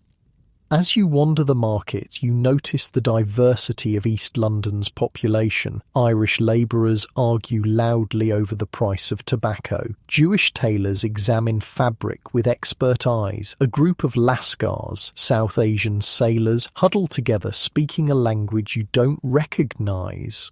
Chinese men from Limehouse pass through quickly, heads down, avoiding attention. East End's where London puts everyone it doesn't want to look at, Fitzgerald observes. The immigrants, the poor, the broken, out of sight, out of mind. Yet there's vibrancy here too, a stubborn life force that refuses to be extinguished by poverty. Children play elaborate games with improvised toys. A street musician coaxes a surprisingly beautiful melody from a battered violin. Women gossip and laugh while washing clothes in public troughs. You pass a building that stands out for its relative cleanliness and orderly appearance. A sign proclaims it Salvation Army Shelter and Soup Kitchen, better than most DOS houses, Fitzgerald acknowledges. Clean sheets, decent food, but you'll sit through sermons for the privilege, and they separate men from women. No good if you've got a family. Why doesn't everyone go there then, you ask?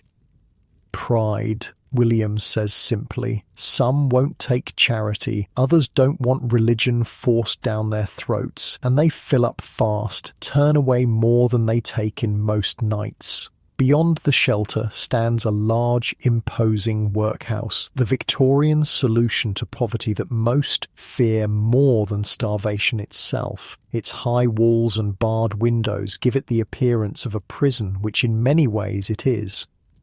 Bethnal Green Workhouse, Fitzgerald says, his voice dropping. Last resort, go in there and you might never come out. You've heard enough about workhouses to understand the fear they inspire. Families separated, meagre rations, endless labour-breaking stones, or picking oakum, unravelling old rope until your fingers bleed. The stigma that follows you forever after, a mark of failure in a society that views poverty as moral weakness.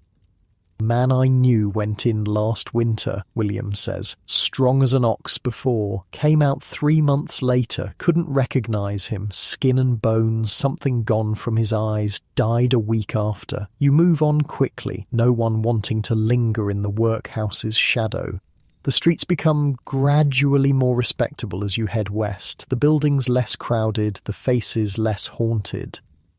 Christ Church. Fitzgerald points to an imposing white stone church with a distinctive spire. Designed by Hawksmoor, supposed to bring light to the heathen East End, the church stands like a fortress of respectability amid squalor, its wealthy congregation arriving in carriages from safer neighbourhoods, rarely venturing beyond the church steps into the streets where their Christian charity is most needed.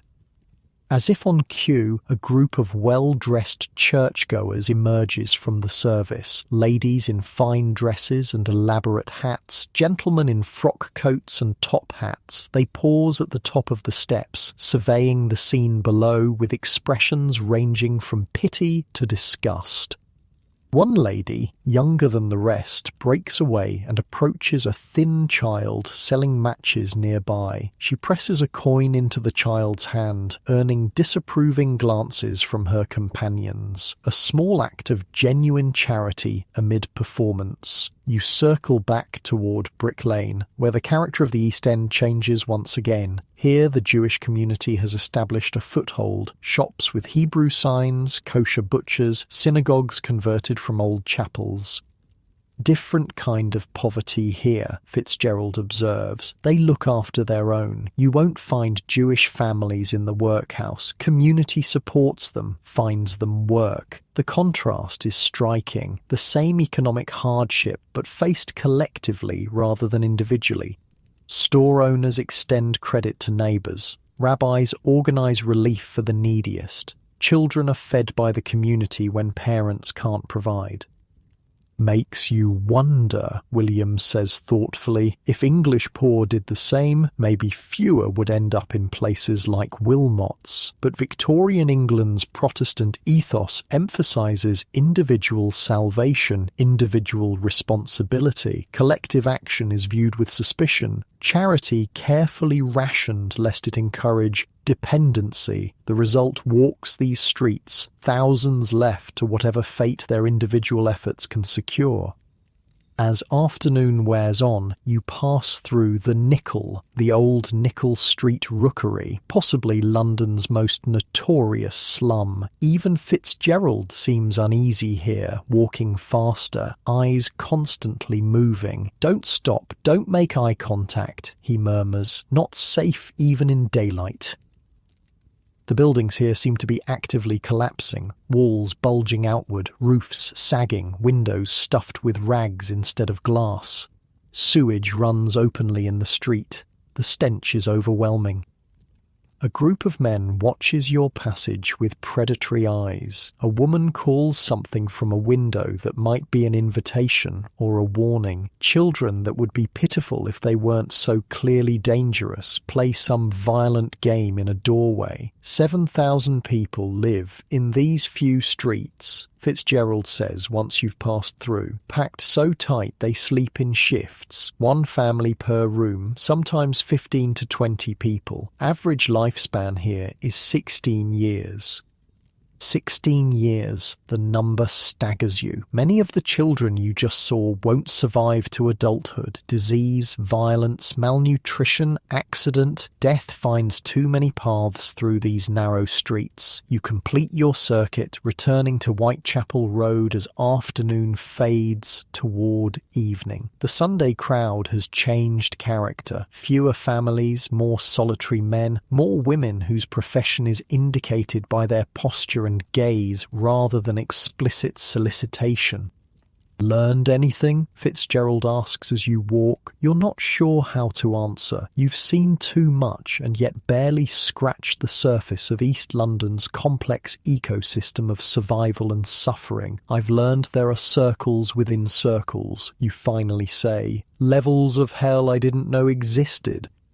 Fitzgerald nods approvingly. That's more than most ever understand. The East End isn't one place. It's 1,000 little kingdoms, each with its own rules, its own dangers, its own small mercies. William, who's been quiet for much of the walk, suddenly asks, "Do you think anyone gets out? Really out, I mean. Not just to a better room or a steadier job, but actually out." The question hangs between you. You've all seen enough to know the odds. The Victorian poor weren't just financially disadvantaged, they were trapped by geography, education, accent, manners, connections, health, and 1,000 other invisible barriers. Some do, Fitzgerald says finally. Not many, but some. You wonder which category your companions fall into. Is William young enough, strong enough to eventually escape? Is Fitzgerald too broken by his fall from respectability? What about yourself? Are you already being shaped into a permanent denizen of this shadow world? Back at Wilmot's, the evening routine unfolds as usual. Men cooking meagre meals in the kitchen, others smoking and talking in the common room, the gradual shift from daylight to gas lamp to darkness as 10 o'clock approaches. But you see it differently now. Each face contains a story like those you've glimpsed today. The old man carefully mending his only shirt was perhaps once a craftsman with his own shop. The hollow-cheeked woman delivering clean laundry might sleep in a room with 7 others in the Nicole. The young boy collecting empty bottles could be dead before reaching 20. Whitechapel isn't just a place, it's a condition, a constantly shifting ecosystem of desperation and endurance. The Doss House is merely one manifestation of its brutal economy, where everything, shelter, food, bodies, dignity, has a price, usually too high for those who need it most. As you settle into your cabin for another night, the familiar sounds of the Doss House wash over you. Coughing, snoring, whispered conversations, muffled sobs, but now you hear them as a tiny fragment of a much larger chorus echoing through East London's labyrinthine streets. Tomorrow means returning to the railway cutting, another day of punishing labour for sixpence, but tonight at least you have a roof, however wretched. In the geography of Victorian poverty you've mapped today that places you among the fortunate, sleep comes eventually, carrying you away from Wilmot's cramped cabin to your own comfortable bed in the present, where poverty is still real but rarely so visible, so concentrated, so inescapable as in those Victorian streets you've walked today. The Doss House and its denizens fade as consciousness slips away, but one image remains, children playing in the shadows of the nickel, their faces already old, their futures already constrained, and yet still somehow children, finding momentary joy even in hell's innermost circle. Unlike you in your safe, comfortable world, they never had the luxury of innocence. They were born knowing exactly what value Victorian England placed on their lives, which was next to nothing at all.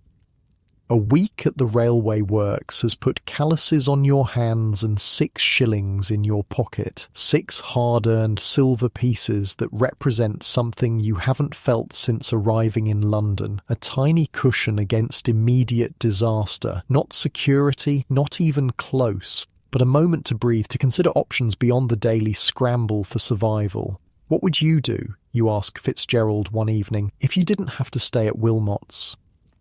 The question comes as you both sit in the smoking room after another exhausting day. The usual symphony of coughs, arguments and strained laughter provides background music to your conversation. Fitzgerald considers the question carefully, as if it's both philosophical and painfully practical. There are better places, he says finally, not good, mind you, but better. Like what? Model lodging houses, for one. Peabody buildings, Roton houses, clean, decent, but they cost more, 6pence to a shilling a night, and they have waiting lists. You've heard of these places, purpose-built accommodations created by Victorian philanthropists to provide respectable housing for the working poor. George Peabody, an American banker, and Lord Roton, a politician, each poured fortunes into constructing alternatives to the squalid doss houses that dominated London's poorest districts.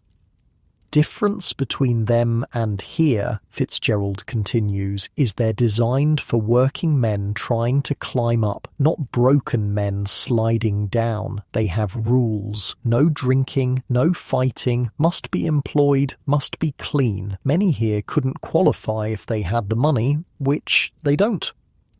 Have you tried? A shadow crosses his face. Was in a Roten house when I first fell, kept it together enough to stay for almost a year, then lost my job, started drinking to forget, missed too many payments, broke too many rules. Once you're out, getting back in is, he trails off, the conclusion obvious. The model lodging houses represent Victorian society's limited attempt to address its housing crisis, well-intentioned but insufficient, reaching only those already disciplined and resourceful enough to nearly help themselves. What about you hesitate, not wanting to suggest what seems unthinkable, though you know many think it? The workhouse? Fitzgerald finishes for you. Last resort of the desperate. Been there too, briefly. Winter of '87. Coldest I've ever known. Thought I'd die on the streets, so I surrendered myself to Whitechapel Workhouse. His eyes take on a distant look, seeing something beyond the smoke-filled room.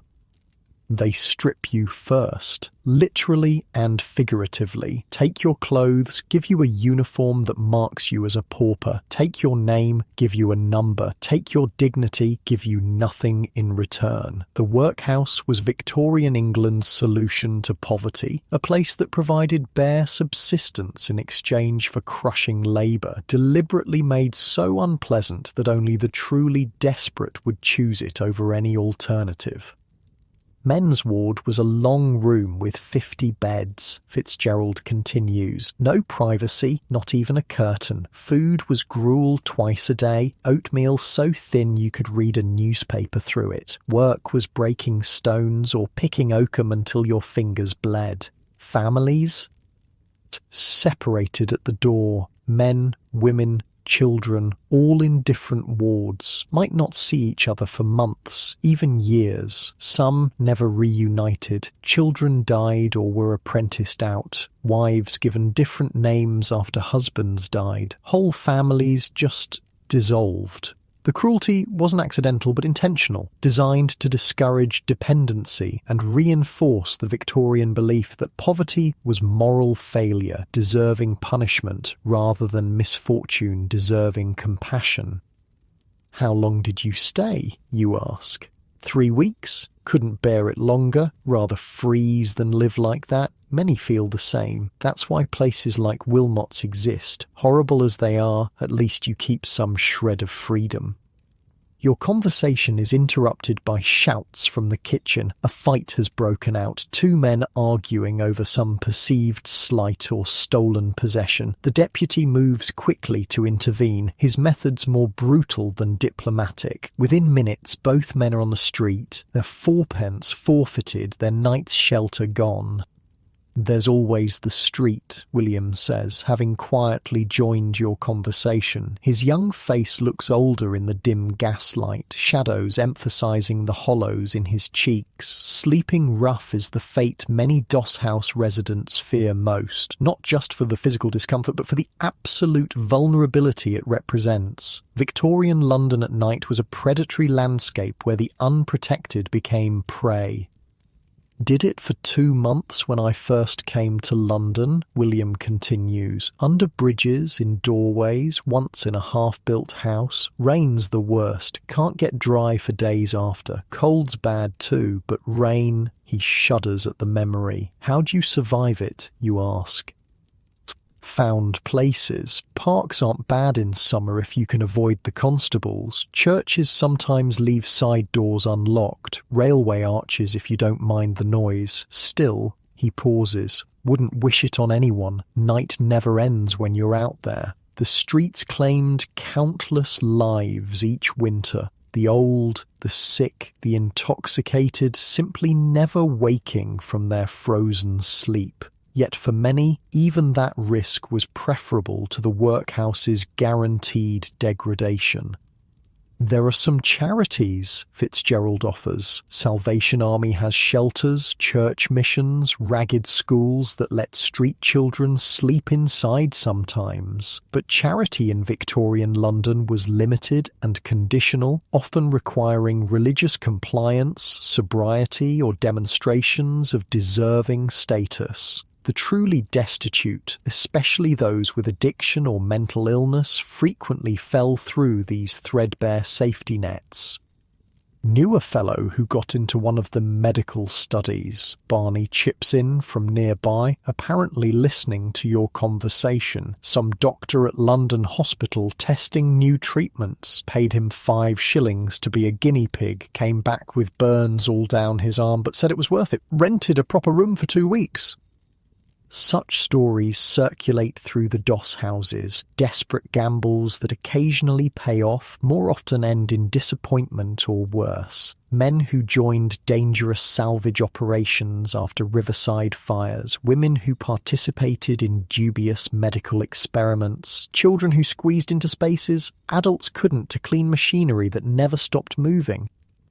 Best chance is to get out of London altogether, says an elderly man you've not spoken to before. His accent marks him as a rural migrant, like so many others. Came here thinking streets were paved with gold. They're paved with broken men instead. Countryside's hard too, but at least you can breathe. Yet leaving requires resources few possess. Train fare, knowledge of where to go, connections who might provide initial shelter or work. Most are trapped by geography as surely as by economics.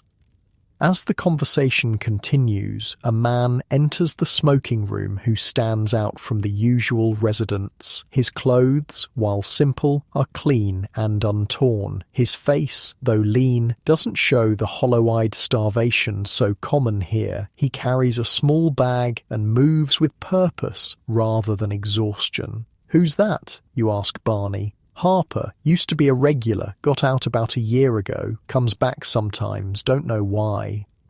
Harper is soon surrounded by men pepper him with questions. "How did you do it? What's it like outside? Got any work leads?" He answers patiently, sometimes passing small coins to particular individuals. Later, when the crowd thins, you get a chance to speak with him directly. "Heard you made it out," you begin awkwardly. Harper studies you, clearly a newcomer, not yet fully broken by the doss house system. 8 months here, he says. Worst time of my life, but maybe saved it too. Showed me what was waiting if I didn't change course. What did you do? Got lucky first. Found regular work at the docks. Saved every penny I could. Rented a room, tiny, shared with 2 others, but not a doss house. Kept saving. Then really lucky. Foreman noticed I could write. Moved me to keeping inventory. Indoor work, steady wage. Harper's story is the exception that feeds desperate hope in places like Wilmot's. For every man who climbs out, hundreds remain trapped, and dozens more arrive daily to replace those who perished.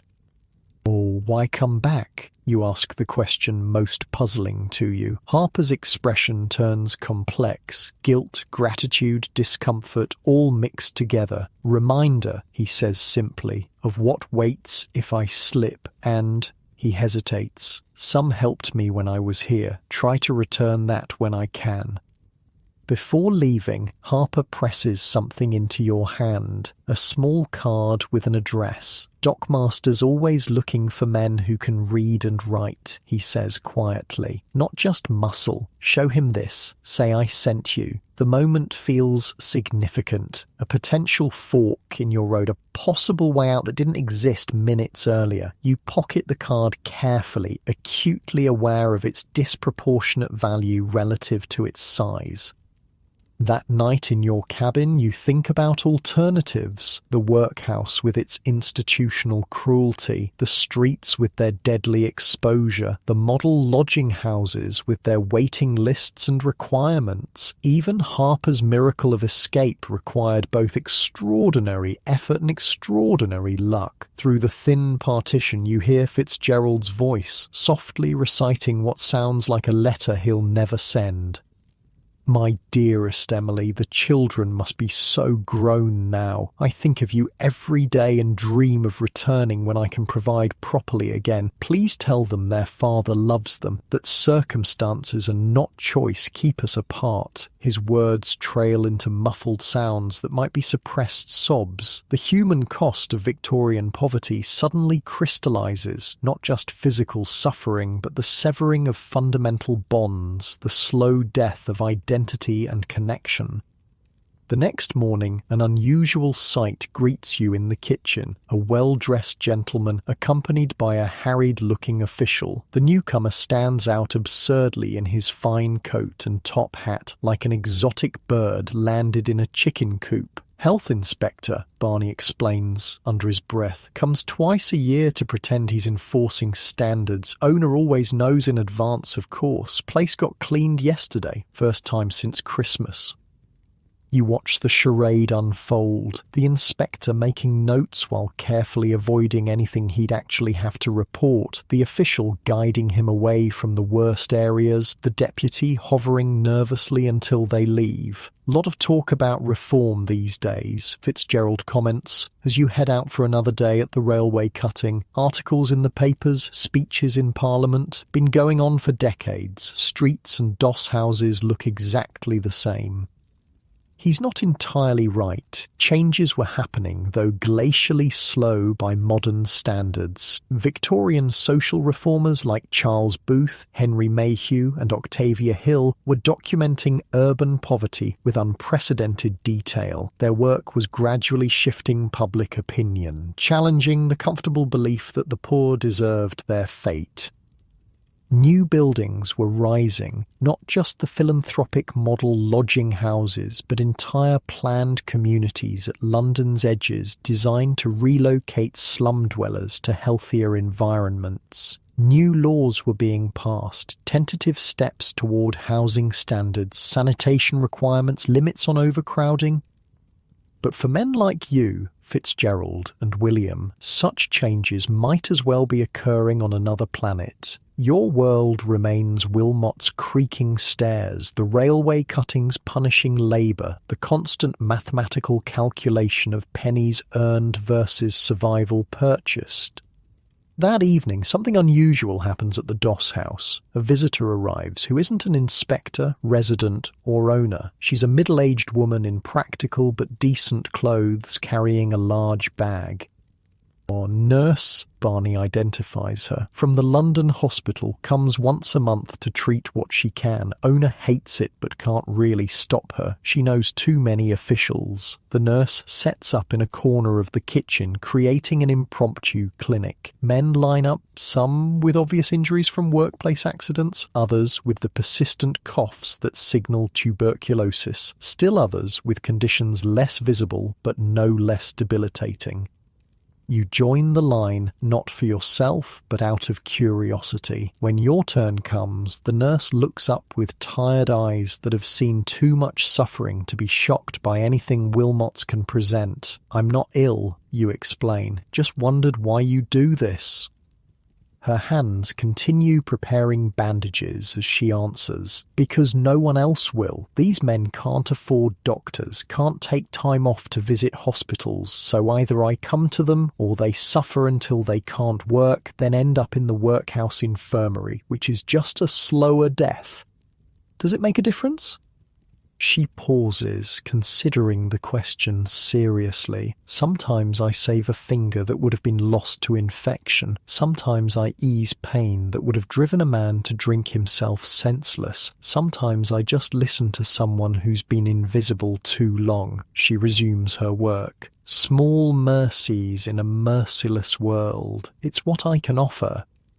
You step aside for the next patient, a man with a suppurating wound on his leg that has clearly gone untreated for weeks. The nurse cleans, medicines, bandages, each movement efficient but somehow still gentle. Small mercies indeed. Later, in the smoking room, you show Harper's card to Fitzgerald. Docs, eh? He examines it carefully. Good opportunity if it's genuine. Harper was always decent, so likely is. Would you come? You ask. If I get in?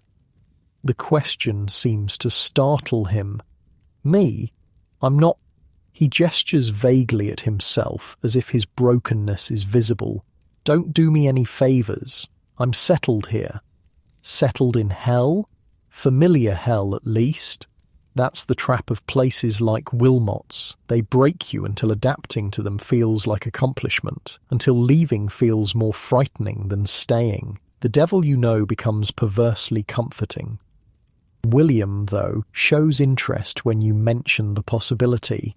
I'd go, he says immediately. Anything to get out of here. Been trying for months. You make a pact. If the dockmaster's opportunity proves real, you'll insist on bringing William too. Youth deserves a chance to be something other than prematurely old.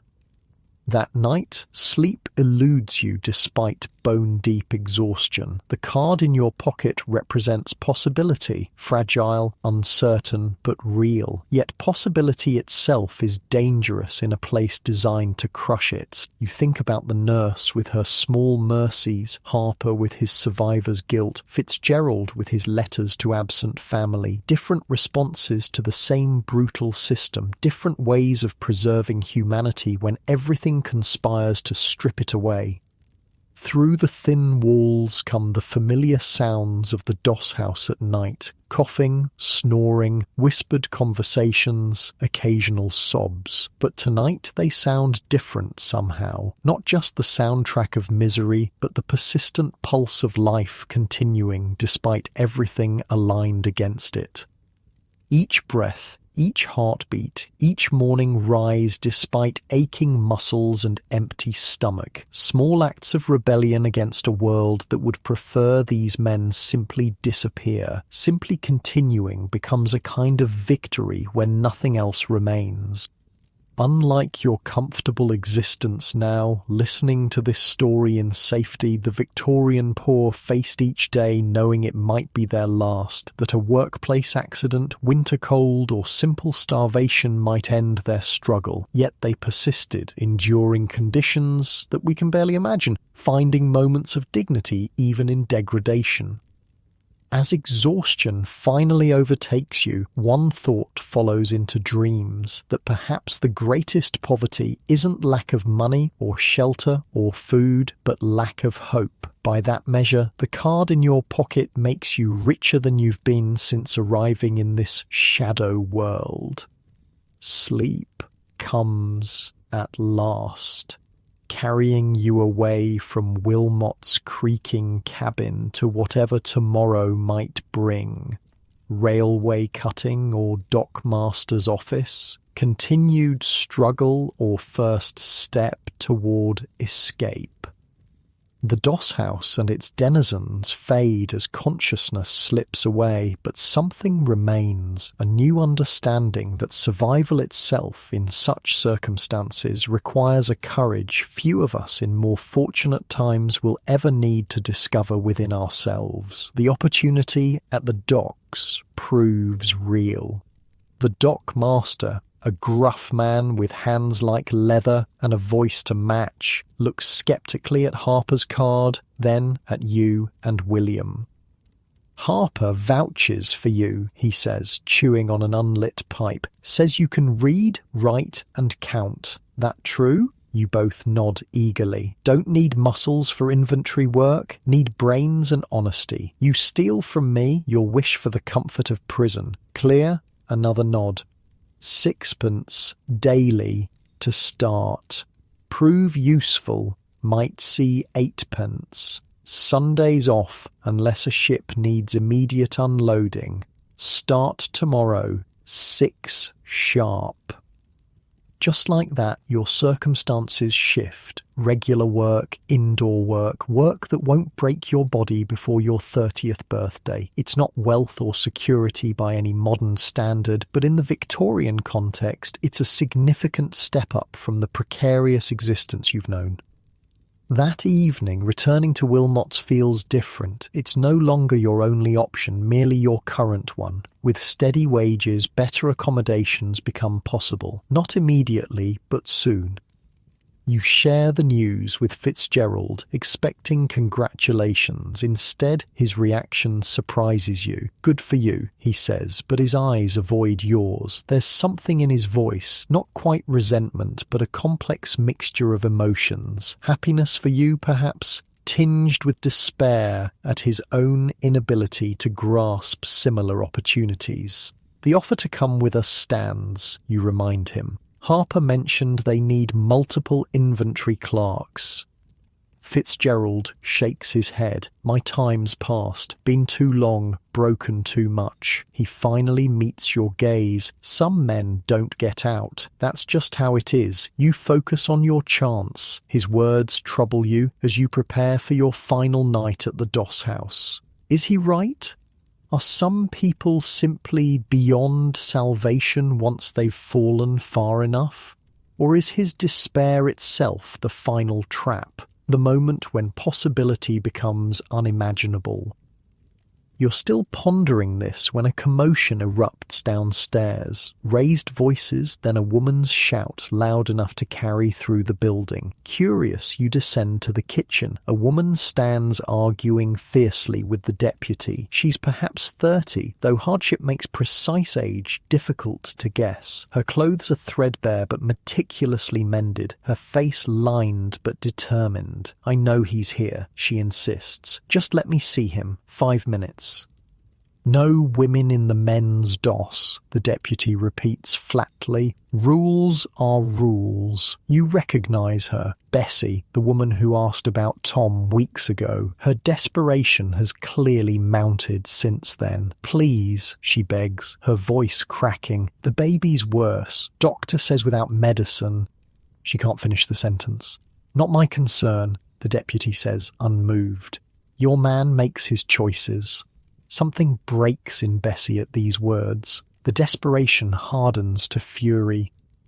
Choices? What bloody choices? Work that breaks him for pennies, a room we can't afford, watching his child starve? Her voice rises with each question. You know nothing about choices. Several residents have gathered, drawn by the confrontation. Tom is notably absent, likely hiding in the smoking room or perhaps not even in the building.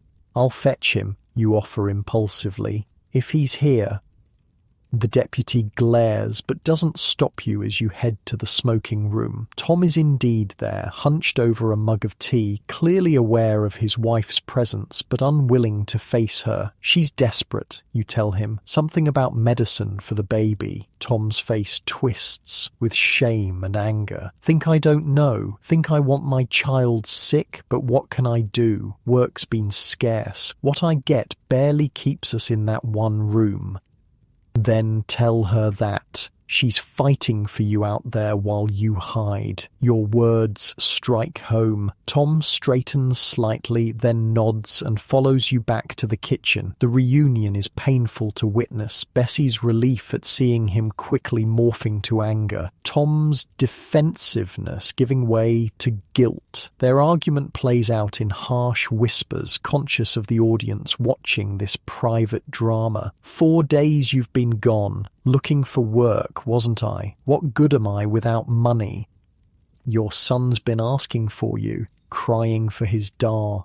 And what good's his dar without a penny to his name? Better he learns early that's all a man's worth in this world. But beneath the recriminations flows an undercurrent of genuine connection. Two people bound together not just by circumstance, but by choice, by love, stubbornly persisting despite everything arrayed against it. Finally, Tom reaches into his boot and extracts a few coins, his entire savings hidden even from Doss House thieves. "It's all I have," he says quietly. "Take it. Get what he needs." Bessie accepts the money, tears now freely flowing. "Come home," she whispers. "Just come home." "Tomorrow," he promises. "I'll try again tomorrow." After she leaves, Tom sits heavily at one of the kitchen tables, his face in his hands.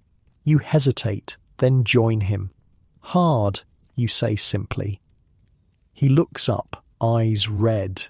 You've no idea, watching them suffer, knowing it's on you to fix it, knowing you can't, rather take a beating daily than feel that. Your son's lucky to have a father who cares. Tom laughs bitterly. Lucky? With a useless drunk for a father and a tenement room he shares with 3 other families? Some luck.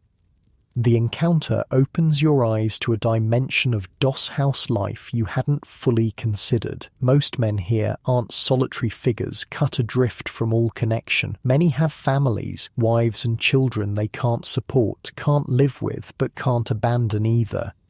For women in Victorian slums, survival required different strategies than for men. Without access to many jobs that could support a family, women faced impossible choices: work 16-hour days in laundries or factories for starvation wages, send children as young as 5 to work in dangerous conditions, turn to prostitution when all else failed, or watch their families starve.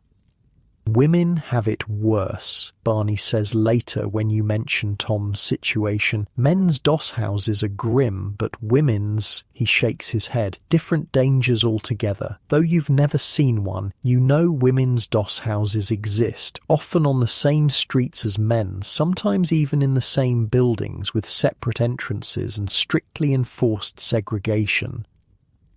Friend of mine worked at one on Flower and Dean Street," Barney continues, "said they'd get young country girls arriving with nothing but hope and a train ticket. Within weeks, most turned to the streets, not because they wanted to, mind, because hunger's a powerful motivator, especially when it's not just your own." The women's doss houses held their own particular horrors. While men faced violence and theft, women contended with those plus sexual predation. Older women often protected younger ones, creating makeshift families among the abandoned and desperate.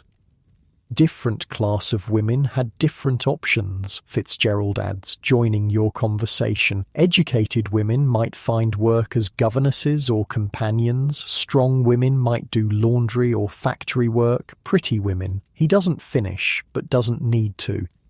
For many women, prostitution was not a choice, but the only alternative to starvation. The East End streets teemed with women selling the only commodity they possessed when all else was taken from them. Many lived in the same doss houses where the Ripper found his victims. Elizabeth Stride, Catherine Eddowes, Mary Jane Kelly, women whose lives of hardship ended in spectacular violence that finally forced comfortable London to briefly acknowledge their existence. "Some women's doss houses are just brothels with a different name," Barney says. "Owner takes most earnings, keeps the women in debt, can never earn enough to leave." Children in this environment faced the bleakest prospects of all. Born into poverty, many never experienced anything resembling childhood as we understand it. By age 6 or 7, most worked as chimney sweeps, factory hands, street sellers, or scavengers in the toxic mud of the Thames at low tide. "Or saw a girl yesterday, couldn't have been more than 10, William says, selling matches at midnight, 10 years old, alone on Whitechapel Road in the dark. You've seen them too, hollow-eyed children with adult expressions, bodies stunted by malnutrition, hands aged by labour." In the Victorian slums, childhood was a luxury few could afford. "Ragged schools take some in," Fitzgerald offers. "Teach them to read, give them a meal, let them sleep on the floor sometimes. Better than nothing."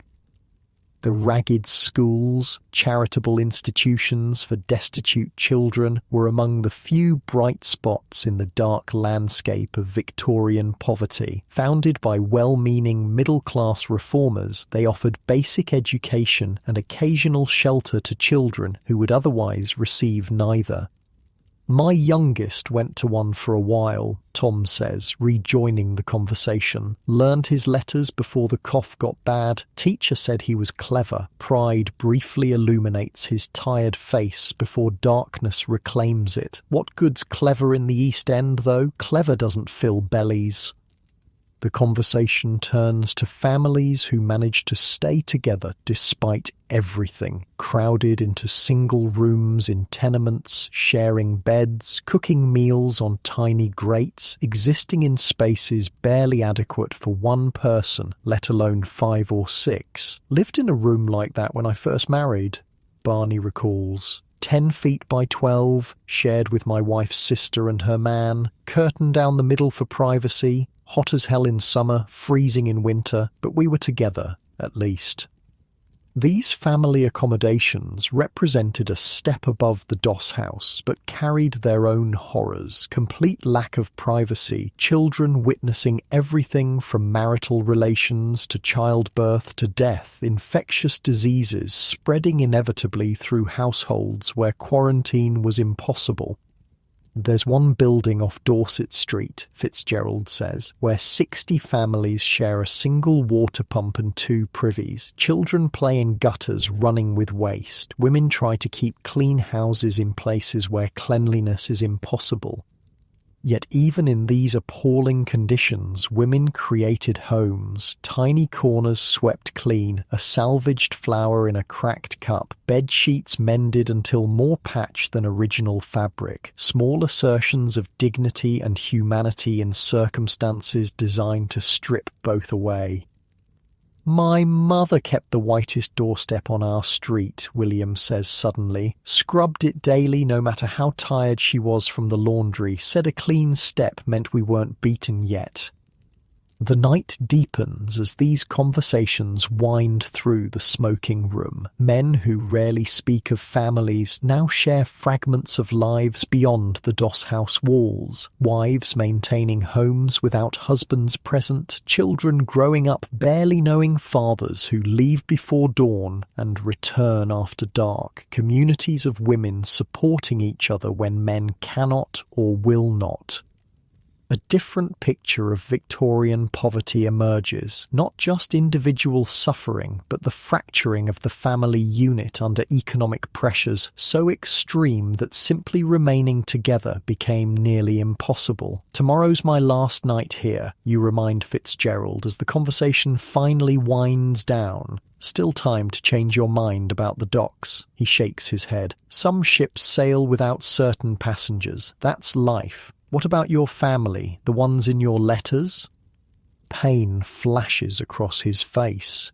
"Better they remember who I was than see who I've become." You start to argue, but stop, recognizing his choice as one made from a warped kind of love, the belief that his absence hurts less than his broken presence would. It's wrong, perhaps, but understandable in a world that measures a man's worth by his ability to provide. That night, lying in your cabin for the penultimate time, you think about Tom and Bessie, about the match-selling child, about all the fractured families trying to exist in a system that makes togetherness nearly impossible for the poor. The familiar sounds of the doss house wash over you, coughing, snoring, murmured conversations. But tonight they carry different meanings. Each cough might belong to a father worried about children he can't protect. Each whispered conversation might contain memories of homes lost, families separated. Each silent moment might hold grief too deep for expression. Sleep comes fitfully, dreams populated by Bessie's desperate face, the match-selling child's ancient eyes, Tom's coins extracted from his boot, his last dignity sacrificed for his son's medicine. Morning brings your final day at the railway cutting, exhausting work now tinged with the knowledge of impending escape. You, William, and Johnson, who secured a recommendation to the dockmaster from another worker, labour with renewed energy, already feeling halfway free of this back-breaking existence.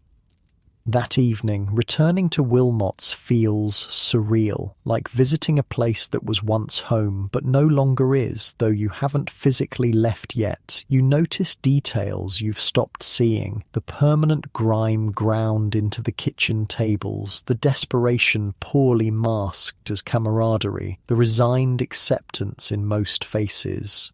"Will you remember us when you're respectable?" Barney asks with a smile that doesn't quite reach his eyes. "I'm going to the docks, not Buckingham Palace," you respond, but you understand his meaning. The gulf between even modest stability and the doss house's precarity is vast in Victorian London. "Remember enough to help when you can," he says more seriously, like Harper does. That's all anyone can ask. In the smoking room, you're surprised to find Tom still present. "Thought you'd have gone home," you say, joining him. "Tomorrow," he replies. "Got work today, roofing job, 4 shillings, enough for medicine and a week's rent, going back with something to offer, not just empty hands and apologies." His relief is palpable, a man granted temporary reprieve from the worst kind of helplessness. For a few days, at least, he can be the provider his Victorian identity demands, can hold his head up in his own home. "What about you?" he asks. "Heard you're dock-bound tomorrow. If all goes well." "Will, if Harper sent you. He's solid gold, that one." Tom hesitates, then adds quietly, "Could ask if they need roofers. When you're settled, you promise to do so, understanding all too well now how vital such connections are, how a single introduction can mean the difference between destitution and survival." The evening passes with similar conversations, requests for future help, advice on dock work, congratulations tinged with envy. The Doss House community simultaneously celebrates your escape and resents it, hopes vicariously through you, and fears your success will highlight their failure. Fitzgerald remains notably absent until late evening, when he finally appears looking unusually resolute. "Been thinking," he says without preamble. "Maybe you're right. Maybe it's not too late." The change is so unexpected you're momentarily speechless. "Saw something today," he continues. "Woman with 3 little ones, husband dead in a factory accident. She's taking in washing, schooling the eldest at home, keeping them together somehow. Made me wonder what my Emily's doing, if she's managing the same miracle. You want to come with us tomorrow?" Want to write to her first. Tell her I'm finding my way back, slowly. Ask if there's still a place for me, even if it's just to help, not as husband proper yet. He looks simultaneously terrified and determined. But yes, I'll try the docks, if they'll have me. It feels like victory. Not just your own escape taking shape, but potentially his as well. A tiny breach in the seemingly impenetrable wall between destitution and dignity.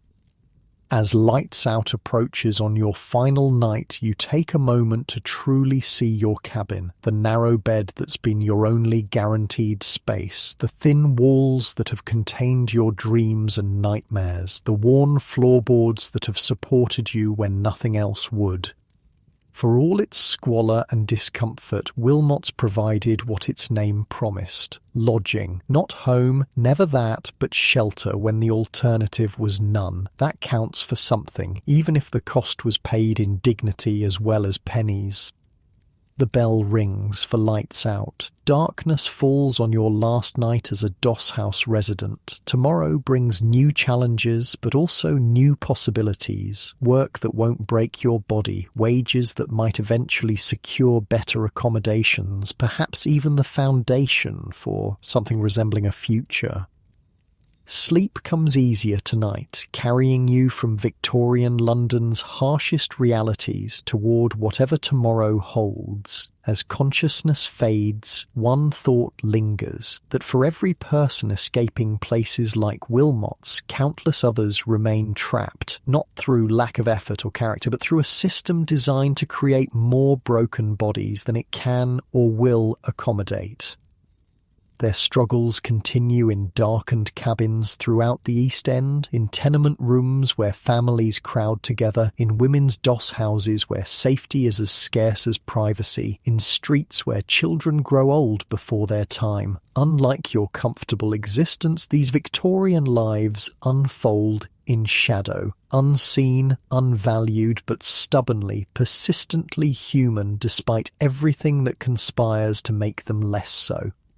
Dawn breaks on your first day of freedom from the doss house cycle. You wake not to the harsh bell of Wilmot's, but in a lodging house one step up the Victorian accommodation ladder, a sixpenny house where beds have actual sheets changed weekly and partitions reach the ceiling. Not luxury by any standard, but after Wilmot's it feels almost respectable. Fitzgerald, to your surprise and relief, also secured a position at the docks. His education and former clerical experience proved valuable despite his years of decline, but he chose not to join you in the sixpenny lodging, instead using his wages to rent a tiny room of his own, the first privacy he's known in years. "Need to make myself halfway presentable," he explained, "before I write to Emily. Before I dare suggest reuniting." Morning preparations feel strange without the frantic competition for washing space, without the deputy's impatient shouts to clear out. You dress in your cleanest clothes, still threadbare but newly washed, and head into a day that holds purpose beyond mere survival.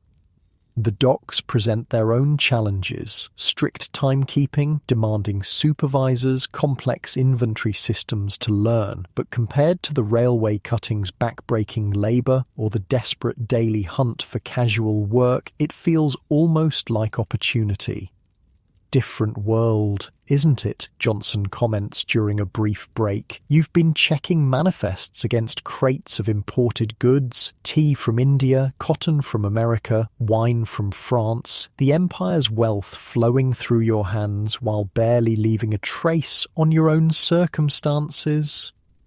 "Strange to think," you reply. "Most of London has no idea places like Wilmot's exist. They drink this tea, wear this cotton, never knowing who unloaded it or where those men sleep." "That's changing slowly," Johnson says. "More people writing about it now. Newspapers, books. Can't ignore what's being shoved in your face." He's not wrong. The late Victorian period was witnessing an unprecedented documentation of poverty. Journalists, social reformers, and even a few politicians turning their attention to conditions previously ignored or dismissed as inevitable. During your lunch break, you notice a well-dressed man observing the dock workers, occasionally making notes in a small book. Not a supervisor or shipping agent, his clothes and manner suggest something else entirely. "Charles Booth," Johnson identifies him with a nod. "Been mapping poverty all over London, comes to the docks, the factories, the slums, actually looks with his own eyes, not just theories from a comfortable study." Booth was among the most influential Victorian social researchers. His monumental survey, Life and Labour of the People in London, meticulously documented living conditions street by street, creating poverty maps coded by colour that revealed the true extent of destitution in the world's wealthiest city. Unlike many of his contemporary social theorists, Booth rejected the comfortable notion that poverty resulted primarily from moral failure. His research demonstrated that structural factors, low wages, irregular employment, inadequate housing, trapped even the most industrious in conditions they couldn't escape through individual effort alone. "Heard he goes undercover sometimes," William adds, joining your conversation. "Dresses poor, stays in doss houses, sees how it really is." Such immersive research was becoming more common. Jack London, the American writer, would soon disguise himself as a stranded sailor to experience East End conditions firsthand for his book, The People of the Abyss. Journalists were increasingly employing similar methods to expose what comfortable society preferred to ignore. As weeks pass at the docks, your circumstances gradually improve. Regular wages allow for small luxuries, meat once a week, occasional new clothing, a rented room shared with only William instead of dozens of strangers. You're by no means prosperous, but the knife edge between survival and disaster has dulled slightly. You maintain connections with those left behind at Wilmot's. Barney writes occasional letters, his daughter having taught him rudimentary writing before her marriage. Tom secured steady work through your recommendation and has moved his family to slightly better accommodations. Still a single room, but in a less decrepit building with an actual window. Fitzgerald's story proves most surprising. After weeks drafting and redrafting letters to his wife, he finally posted one, expecting rejection or, worse, silence. Instead, he received a reply within days, the paper tear-stained but the message clear. "Come home when you're ready. We've kept your place." "Never thought it possible," he confesses when sharing the news. "Thought I'd fallen too far. Been gone too long." "Will you go?" you ask. "Not yet," he says firmly. "Need to be steady first. Need to be the man they remember, or close enough. But now I have a reason beyond just getting through each day." His transformation is remarkable. Not instant rehabilitation, but a gradual reclaiming of dignity. He drinks less, attends to his appearance, saves rather than spending each penny as it arrives. The change comes not from some moral awakening, but from renewed connection, from having something beyond himself to live for. One Sunday, about 3 months after leaving Wilmot's, you decide to return, not as a resident but as a visitor, like Harper before you. The familiar street seems simultaneously exactly as you remember, and somehow smaller, less imposing. The building's sagging facade no longer represents inescapable fate but merely neglected architecture.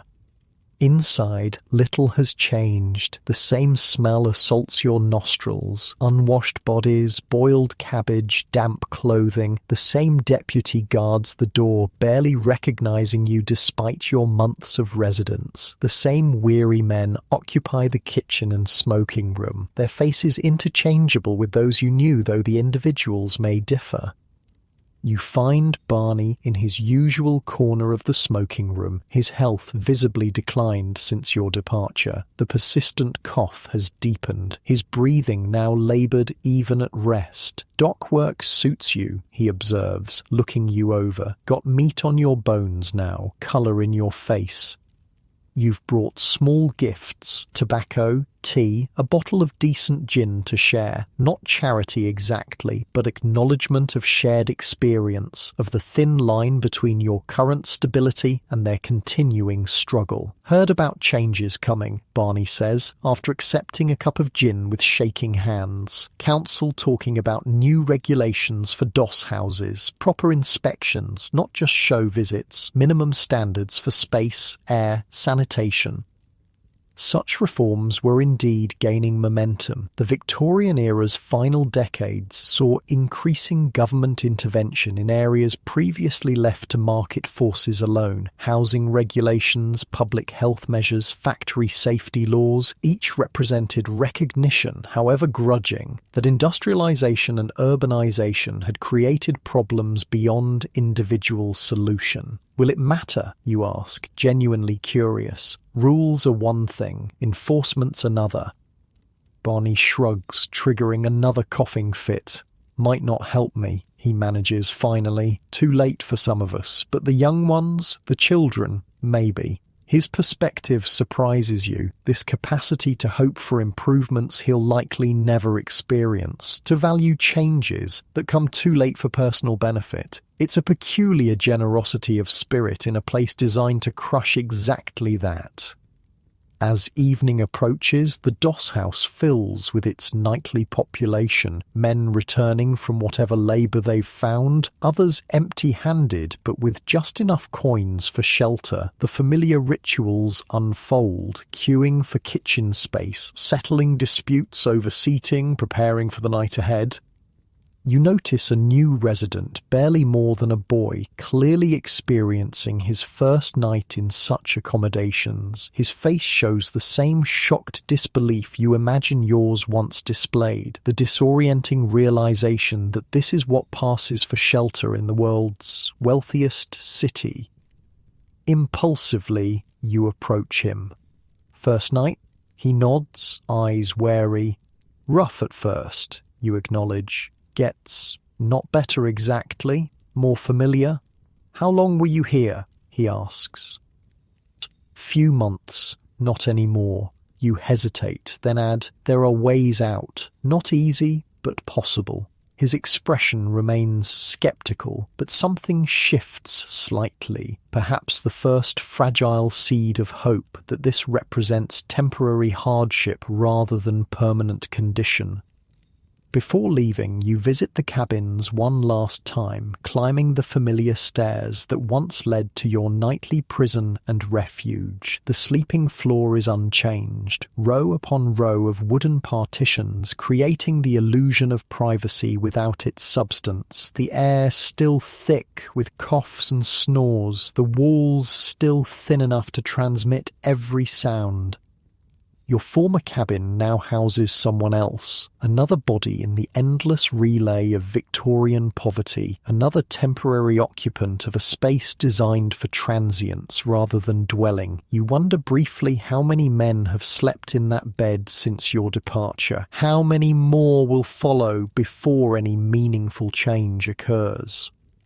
The visit leaves you contemplative as you walk back to your current lodgings. Your circumstances have improved, yet the system that creates and maintains places like Wilmot's continues largely unchallenged. Individual escapes like yours do nothing to address the structural forces that ensure the Doss houses remain full despite their horrors.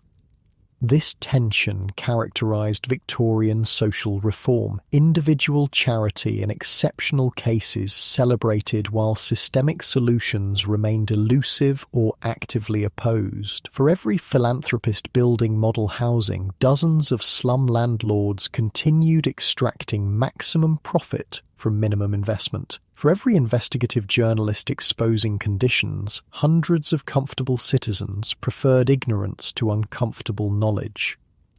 Yet change was occurring, however glacially. The seeds planted by reformers like Booth, Hill and Mayhew would eventually bear fruit in the next century's more comprehensive approaches to poverty and housing. The documentation of suffering created a record too detailed to dismiss, too powerful to ignore indefinitely.